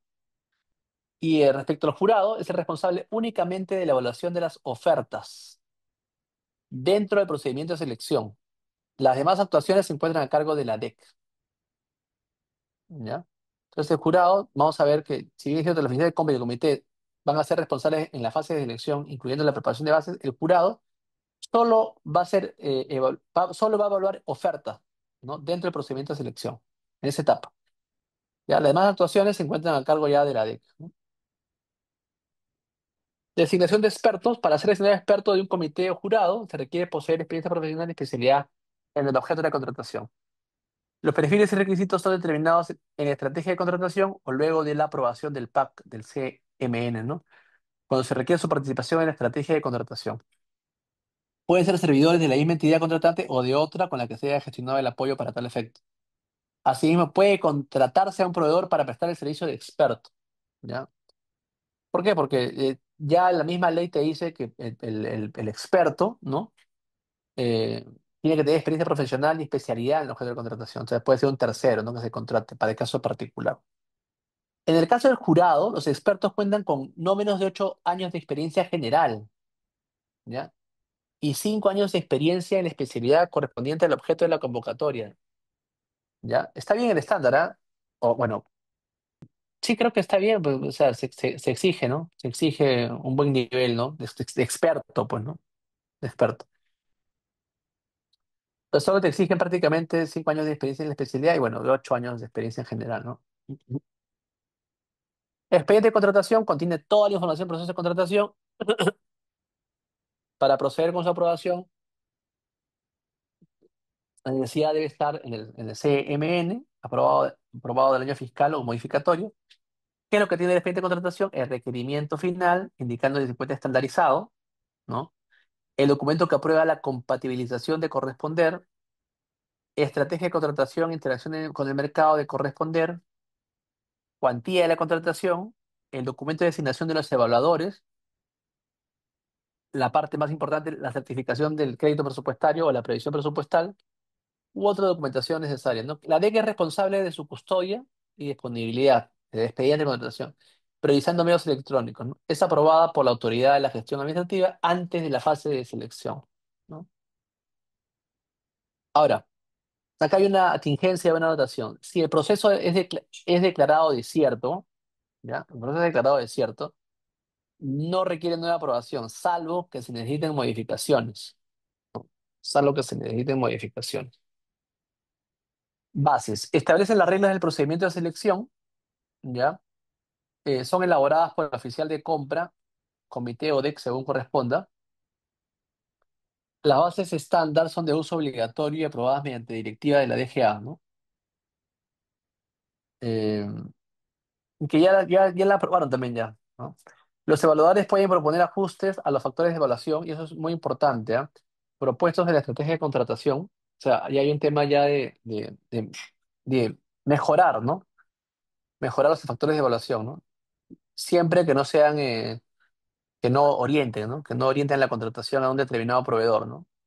Pues ya sabemos que las bases son las reglas, ¿no? Que incluyen como mínimo las bases el requerimiento, los documentos para la presentación de ofertas y las condiciones de la ejecución del contrato, ¿ya? El requerimiento siempre tiene que estar en el expediente, en la base, ¿no? Los documentos de la presentación del contrato igual, ¿no? La selección. Y vamos a ver la cantidad de procesos de selección competitivos, ¿ya? Eh, vamos a, se han agrupado de la siguiente manera. Sin modalidad abreviada y con modalidades diferenciadas, ¿ya? Esos son todos los procesos. Eh, vamos a ver los procesos, ¿no? Eh, ¿Por dónde podría empezar? A ver, vamos por las abreviadas, ¿ya? Vamos por las abreviadas. Las abreviadas, tenemos licitación pública abreviada para bienes y licitación pública abreviada para obras. Esas son las dos modalidades abreviadas, tanto para bienes y para obras de licitación pública, ¿ya? Hay otros plazos, obviamente, ¿no? En el concurso público también está el concurso público abreviado y el concurso público para contratación de expertos y gerente de proyectos, que igual sigue siendo abreviado. Sin modalidad es la pura, ¿no? Licitación pública para bienes, para obras, concurso público de servicios, ¿no?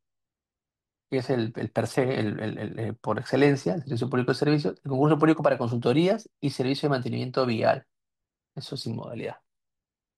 Y las modalidades ya diferenciadas, ¿no? Particulares, eh, es licitación pública para bienes especializados, para obras con precalificación, con diálogo competitivo, con negociación, para MDA, concurso público con precalificación, concurso público con diálogo competitivo, la subasta inversa electrónica, la comparación de precios, procedimientos de CPI de innovación, concursos de proyectos arquitectónicos. ¿Ya? Eh, las etapas que son prácticamente el íter contractual, el camino contractual, se basa en la convocatoria, registro de participantes, cuestionamiento de las bases, ¿no? La precalificación, evaluación de ofertas técnicas y económicas, adjudicación para la innovación y otorgamiento de la buena pro. Obviamente las etapas dependen del tipo de procedimiento de selección, ¿ya? Convocatoria, el expediente de contratación aprobado, eh, las bases se realiza a través se hace de la Pladicop, información de la convocatoria, que es el resumen, ¿no? Información de la convocatoria, identificación de la entidad contratante, identificación del procedimiento de selección y su objeto, su cronograma, ¿no? Indicación de los instrumentos internacionales bajo cuyos alcances se encuentra cubierto el procedimiento de selección, ¿no? Y las bases, ¿no? Ha de corresponder, pues si lo estás usando con instrumentos de carácter internacional. El registro de participantes, los proveedores que deseen participar deben contar con RNP conforme al objeto de la contratación, y ahora es de manera indeterminada, ¿no? Al momento del registro, desde la convocatoria hasta antes del inicio de la presentación de ofertas, ¿no? Esos son el registro de participantes, ¿no? Salvo los procedimientos de selección que cuenten con precalificación, ¿no? En cuyo caso el registro concluye antes de la etapa de los convenios marco, por ejemplo, ¿no? La lista abierta. Cualquier proveedor puede registrarse como participante. Lista abierta con invitación. La entidad contratante invita a determinados proveedores a registrarse, lo que no obsta que puedan registrarse otros proveedores interesados. Y lista cerrada. Solo pueden registrarse los proveedores que la entidad invita. Cuestionamiento de las bases, que bueno, antes era las consultas o observaciones, bueno, se llama cuestionamiento de las bases, se realiza a través del Pladicop, no menor de 17 días, en modalidades abreviadas. En modalidades abreviadas, perdón, en las normales, en las generales, es no menor de 7 días hábiles. En las modalidades abreviadas, no menor de 3 días hábiles. Y ahí se formulan consultas y observaciones a las bases, ¿no? Ese cuestionamiento. Las consultas, ya saben, pedidos de declaración o información adicional a las disposiciones recogidas en la base, y las observaciones comunica de manera fundamentada los supuestos de incumplimiento a la normativa de contratación pública u otras normas complementarias o conexas que tuvieran relación con el objeto de contratación. Es acá donde las observaciones se da por inobservancia de los principios también, ¿no? Y el pliego de soluciones de consulta y observaciones, que lo elabora el oficial de compra, o el comité, o el DEC, en coordinación con el jurado, ¿no? Es el pliego de solución. Las observaciones se acogen parcialmente o no se acogen, ¿no? Con el sustento, ¿no? La elevación del pliego, ¿no? Una vez que se publica el pliego del pliego absolutorio, hay 3 días, ¿no? Días hábiles para presentar la solicitud de elevación, ¿no? Puede omitirse cuando se emplee la difusión de requerimiento, ¿no? Dice, 4 días hábiles, registro de cuestionamientos y documentos, y se recepciona información adicional. Hay 10 días hábiles para emisión de pronunciamiento e integración definitiva, que lo va a hacer o que lo haría, ¿no? El OEC, ¿no? Acá no cabe interposición de recurso administrativo alguno. Nada. Nada. En la elección no cabe. Presentación y evaluación de oferta. La presentación se realiza a través del Pladicop, ¿no? La publicación e integración de bases, ¿no? Integradas, ¿no? Definitivas de las bases por parte del OEC. Una vez que se publican, hay 7 días para presentación de ofertas, 7 días hábiles. En las modalidades abreviadas es 3 días hábiles. Procedimientos en los que no se contempla consulta de observaciones es en la comparación de precios. Ya, no hay consulta de observaciones. La convocatoria en comparación de precios es no menor de 6 días hábiles hasta la presentación de ofertas. Perdón, en la comparación de precios, convocatoria no menor de 3 días hábiles, presentación de ofertas. Eh, ¿qué contienen las ofertas? Bueno, las ofertas para ser admitidas deben contener como mínimo la acreditación de la representación de quien suscribe la oferta, vigencia de poder, no sé si de repente los estatutos, ¿no? ¿Qué más? El pacto de integridad conforme al formato de las bases, las declaraciones juradas, ¿no? Promesa de consorcio de corresponder, ¿no? Requisitos, adicionalmente, requisitos de calificación, factores de evaluación para mejorar puntajes, si es de repente una persona con discapacidad, microempresa, pequeña empresa, ¿no? Si es, no sé, pues, tiene alguna categorización especial, ¿no? Que le puedan dar bonos, ¿no? ¿Qué más? Documentación que acredite el cumplimiento de las especificaciones técnicas, solo bienes, ¿ya? Nota, dice. Son presentadas en idioma español o con la respectiva traducción por traductor público juramentado o traductor colegiado certificado, salvo el caso de la información técnica complementaria contenida en folletos, instructivos, catálogos o similares que pueden ser presentadas en el idioma original. Tipo de evaluación de oferta. Puede ser sin precalificación o precalificación dependiendo del procedimiento. Sin precalificación es en una sola fase. Se subdivide. Admisión de ofertas, revisión de los requisitos de calificación, evaluación técnica y evaluación económica. Con precalificación de la presentación de ofertas, ¿no? Significa que se realiza en más de una fase. En la fase inicial se presentan las ofertas de precalificación, las que incluyen la documentación para la admisión de ofertas y aquellas correspondientes a los requisitos de calificación. Esa es en la fase inicial, ¿ya? Se presentan ofertas para precalificación, ¿no? Que incluyen los documentos para la admisión de la oferta, ¿ya? Y la fase de precalificación se presentan las ofertas definitivas por parte de los postores precalificados en la fase inicial, ¿no? Respecto de las cuales realiza la evaluación técnica y evaluación económica. Esta fase, que es la fase de precalificación, puede contener una subetapa, que es la negociación o el diálogo competitivo, en las cuales se presentan ofertas preliminares antes de presentarse definitivas. Esta es la novedad, que es la negociación y los diálogos competitivos, ¿no? Que una modalidad importada de la legislación europea, la legislación española, ¿no? Requisitos de calificación. Permite determinar si los postores cuentan con las capacidades y aptitudes para ejecutar el contrato. Los requisitos de calificación son establecidos en la estrategia de contratación, ¿no? Y su cumplimiento es acreditado conforme indiquen las bases. Y claro, recordar que ahora las bases son estándar, ya venían siendo estándar, ¿no? Determinan los tipos de requisitos de calificación a considerar dependiendo de la modalidad de procedimiento de selección. ¿Cuáles son los requisitos de calificación? Las grandes temas de las tres C, ¿no? Las clásicas 3 o 4 Cs, ¿no? La capacidad legal, la capacidad técnica y profesional, las condiciones de participación en el caso de consorcio, la capacidad económica y la experiencia del postor en la especialidad. Las evaluaciones de ofertas, ya saben que hay dos tipos de evaluaciones. Antes se llamaban propuestas, ahora se llaman evaluaciones técnicas y evaluación económica. La evaluación técnica, las ofertas son evaluadas conforme a los factores de evaluación, ¿no? Los factores tienen como objetivo permitir la selección de la mejor oferta conforme al principio del valor por dinero. Las bases estándar aprobadas incluyen factores de evaluación obligatorios y facultativos de acuerdo con el objeto del procedimiento de selección y su modalidad, así como la ponderación correspondiente a la evaluación técnica y económica. Vamos a la evaluación económica.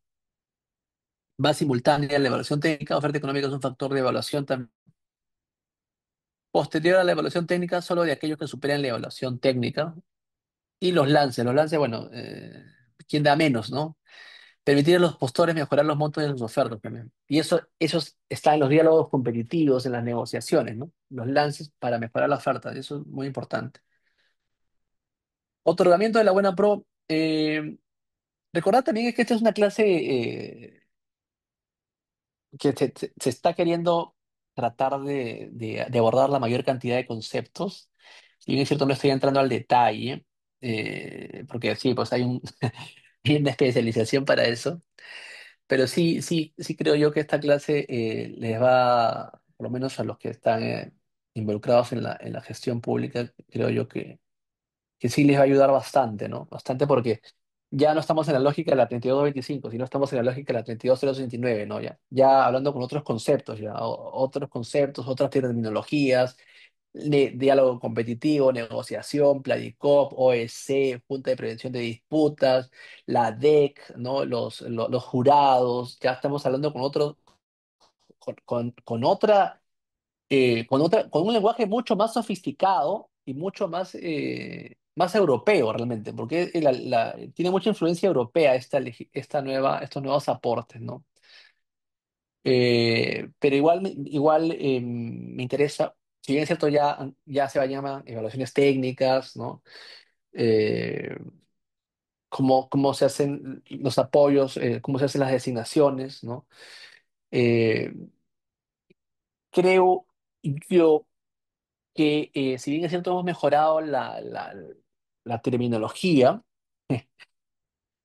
creo yo que en la práctica se va a ver cómo resulta esto, ¿no? Sobre todo en las grandes, en la mayor cantidad de modalidades que hay, ¿no? Bien, bien, bien, bien. Va. Bueno, los conceptos, sigamos con los conceptos. En la buena pro es el acto que declara el postor ganador del procedimiento de selección y se publica en el SH de la Pladicop, la DEC, el oficial de compra del comité, según corresponda, es responsable de la publicación del otorgamiento de la buena pro, ¿no? Con los documentos que sustenten los resultados de calificación y evaluación, ¿no? Si hay un empate, ¿qué pasa con el empate? Antes era la monedita, vamos a ver, ese empate, mejor puntaje técnico, microempresa, bueno, los grandes bonos, que es microempresa, pequeña empresa integrada por personas con discapacidad, o un consorcio conformado en su totalidad por estas empresas, ¿no? Por micro y pequeñas empresas, siempre que acrediten tener tales condiciones de acuerdo a la normativa de la materia, ¿no? La micro y pequeña empresa o un consorcio conformado en su totalidad por estas, siempre que estén debidamente acreditadas de acuerdo a la normativa de materia, o a través del sorteo, ¿no? El clásico sorteo. Consentimiento de la buena pro, cuando se presentan dos o más ofertas definitivas, el consentimiento de la buena pro es publicado a través de la Pladicop al día siguiente de vencido el plazo correspondiente para interponer el recurso de apelación. Ya quedó Oliva sacramentado, cosa decidida de consentimiento. Sí que los postores hubiesen ejercido algún tipo de medio impugnatorio. En caso se haya presentado una sola oferta, el consentimiento se produce el mismo día de la notificación de su otorgamiento, ¿ah? No es presente. Acá ya no se espera bueno, los 8 días, ¿no? Bueno, va a depender también de la modalidad, ¿no?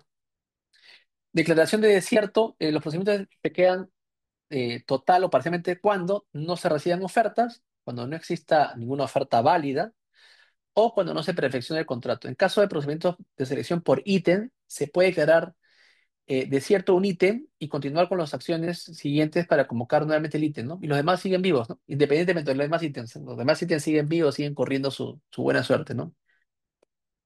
Cancelación del procedimiento, ahí está en qué momento se cancela, que es previo a la adjudicación de la buena pro o adjudicación para la innovación, ¿no? ¿Quién es el funcionario que cancela? Es la autoridad de la gestión administrativa, ¿no? Instrumento es la resolución y se notifica mediante el Pladicop. Causales de cancelación, fuerza mayor o caso fortuito, lo que se hace comúnmente es cuando desaparece la necesidad de contratar, ¿no?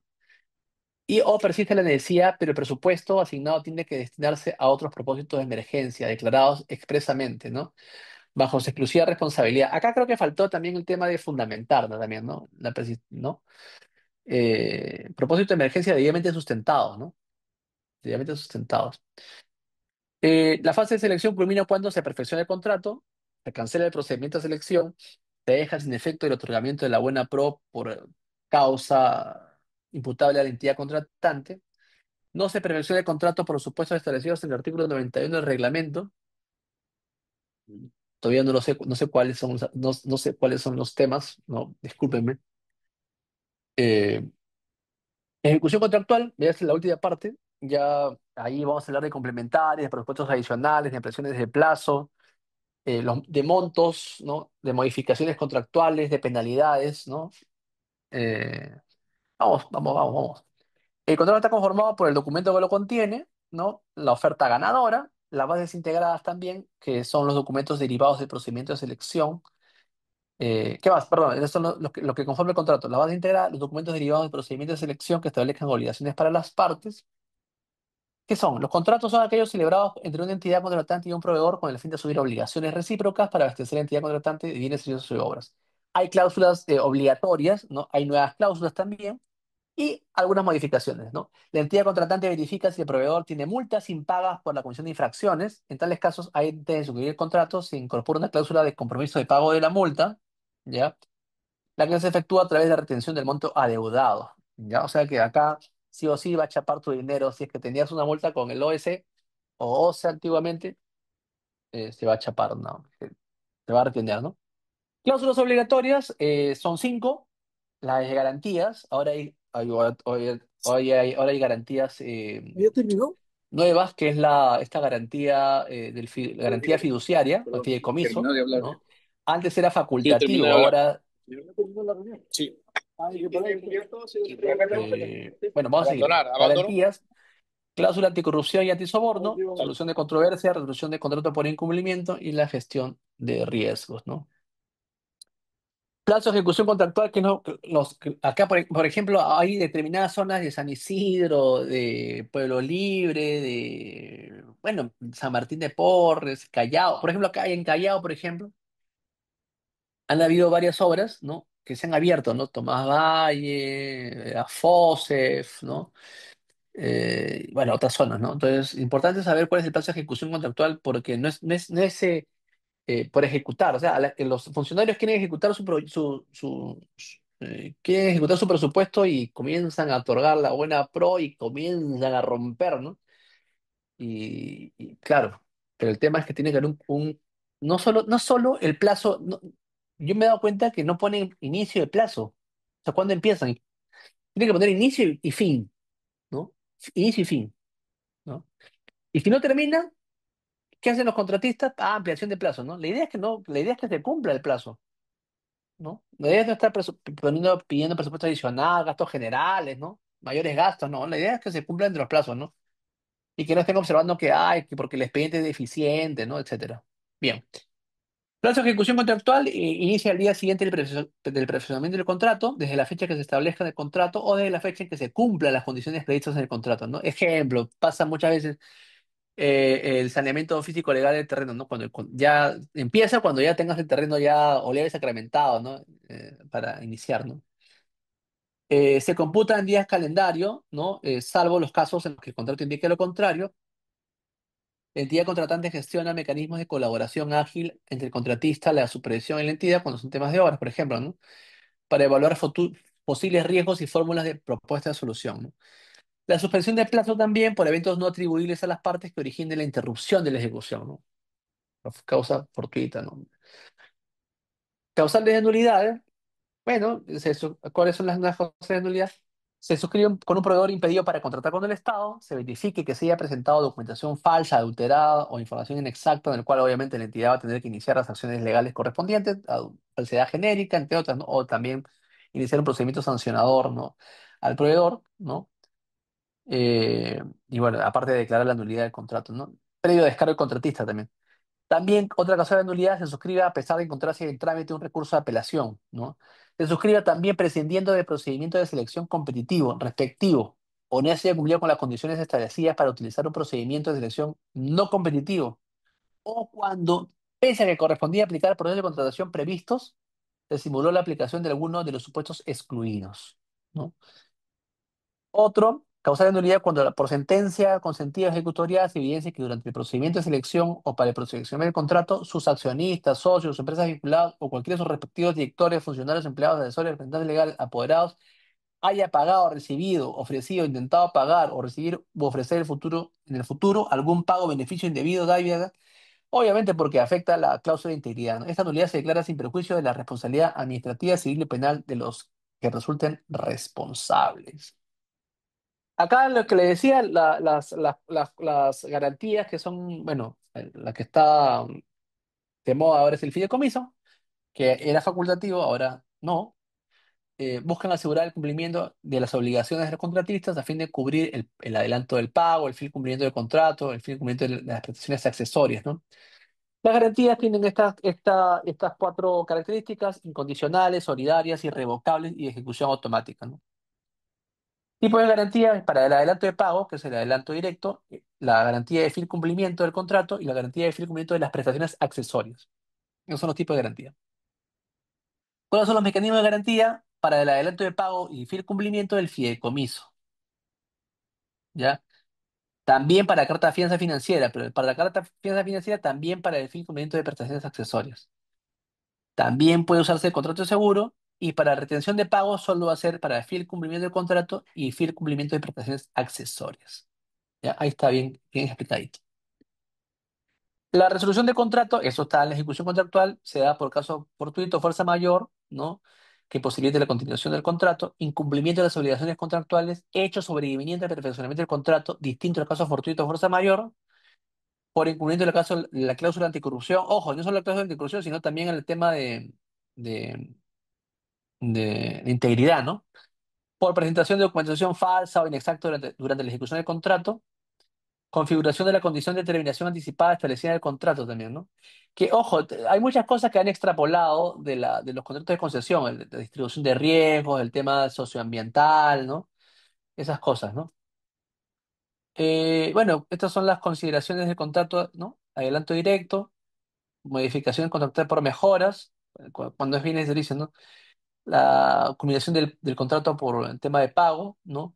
Ahora, acá en el tema del pago, si no se paga, o sea, si no pagas en 10 días, ¿no? La entidad puede prorrogarlo por 5 días, ¿no? Obviamente justificando la demora. Pero si no pasan más de 15 días con la prórroga, todo, puedes entrar a denunciar y ahí ya de todas maneras es responsabilidad funcionaria administrativa y es parte penal por omisión de funciones, ¿no? ¿No? La excepción es pago al inicio del contrato por condiciones de mercado, ¿no? Eso es lo nuevo, ¿no? Modalidad de pago. Ahora ¿te acuerdas que se llama sistemas de contratación, ¿no? Ahora se llama sistema modalidad de pago, ¿no? Que es suma alzada, precios unitarios, esquema mixto, tarifas en base a porcentaje, en base a un honorario fijo y una comisión de éxito, pago por consumo. ¿Qué dice? El retraso del pago se considera falta grave en el retraso injustificado en el pago, ¿no? Con conformidad aprobada. Falta grave. O sea, claro, ahí tendría que en un PAT entras a ser destituido, ¿no? Bueno. La entidad contratante reconoce al contratista los intereses legales, salvo caso fortuito de fuerza mayor, ¿no? Ya. Ahora, los tipos de sistema de entrega de obra son solo construcción, diseño, construcción, operación y mantenimiento, diseño y construcción, gestión de diseño y construcción de riesgo, ¿no? Estas son las nuevas modalidades extrapoladas del privado, ¿no? Obras y consultoría de obras, bueno, tipos de entrega, los tipos de sistemas de entrega y consultoría de obras para la formulación de proyectos de inversión o elaboración de expediente técnico. Solo formulación o solo diseño, el contratista realiza formulación y evaluación una vez que se cuente con la viabilidad del proyecto de inversión. Bueno, estas son cosas ya de obras, ¿no? Ya estos son temas que no se va a tocar en esta clase, ya, porque son temas de obras. Eh, ya saben las modalidades de pago, ¿no? Balsada, precios unitarios, esquema mixto, costo reembolsable, tarifa y esquema mixto, ¿ya? Mm, Estos son los casos que eh, pasaditos, ¿no? Ya del año 2024. eh, que tiene que ver que acá dice, conforme se indicó anteriormente, para que se configure la infracción imputada al contratista es necesario que se verifiquen dos requisitos. Primero, que se haya perfeccionado el contrato con una entidad del Estado. Y segundo, que al momento del perfeccionamiento de la relación contractual, aquel esté en curso en el tema de los impedimentos, el artículo 11, ¿no? Es un caso de los impedimentos, ¿no? Bueno, este es un tema de una regidora, ¿no? Que tenía vinculación. Ha pasado también, les cuento que a veces a veces siembran a los regidores también, ¿no? Buscan familiares, ponen una orden, que es una causal de vacancia, ¿no? Recordad por qué los regidores también no pueden, regidores no pueden contratar, ¿no? De acuerdo a la ley orgánica municipalidad no pueden contratar a familiares tampoco, ¿no? Y bueno, ya este es último caso. Me hubiera gustado traerles más casos, pero es que con el OS, este es con el OCE ya. El OCE ya prácticamente ya ha quedado ya defenestrado, finalizado, aniquilado, derogado, ¿no? Bueno, esos son casos de impedimentos con la antigua ley, ¿no? Cuando hay impedimentos para contratar, ¿no? Que en la antigua ley y el reglamento estaban en el artículo 11 y en el artículo 50 del reglamento, ¿no? Bien, entonces, Nuevamente, muchas gracias. Creo que ha sido una clase así relámpago, ¿no? Bueno, yo igual voy a estar dictando, bueno, ya de manera más detallada en el diplomado de contrataciones públicas. Y bien, o sea, hay hay los que tienen la oportunidad de seguir una especialización en contratación pública, háganlo. O sea, los que no saben ahorita nada, háganlo de una vez, porque son nuevos conceptos, ¿no? Es la misma lógica, sí, pero ya hay nuevos conceptos, como les decía. Ya se ha juntado un poco más se ha vinculado un poco más a los contratos, estos contratos NEC, los FIDIC, ¿no? Los Project Finance, eh, y se ha modernizado bastante esta norma, ¿no? Así que eso ha sido, a ver si tienen alguna pregunta. ¿Cuál es el número de la resolución del tribunal, doctor? El número de la resolución. Ya, bueno, igual está la diapositiva, ¿no? Pero mm, ahorita no tiene caso de poder compartirles. Está en la diapositiva, ¿no? Pero ahorita tenemos que ya mirar hacia adelante porque ya tenemos que ver cuáles son las nuevas resoluciones que va a sacar el tribunal del OEC, ¿no? El tribunal del órgano eficiente de la contratación pública estatal, ¿no? Entonces, esperemos que más adelante seguramente van a haber nuevas clases y esperemos que sean cuatro cada 4 meses o 5 meses, que el tribunal vaya sacando nuevos precedentes, ¿no? O nuevos lineamientos, ya está sacando la Dirección General de Abastecimiento, está sacando directivas sobre los contratos estandarizados, ¿no?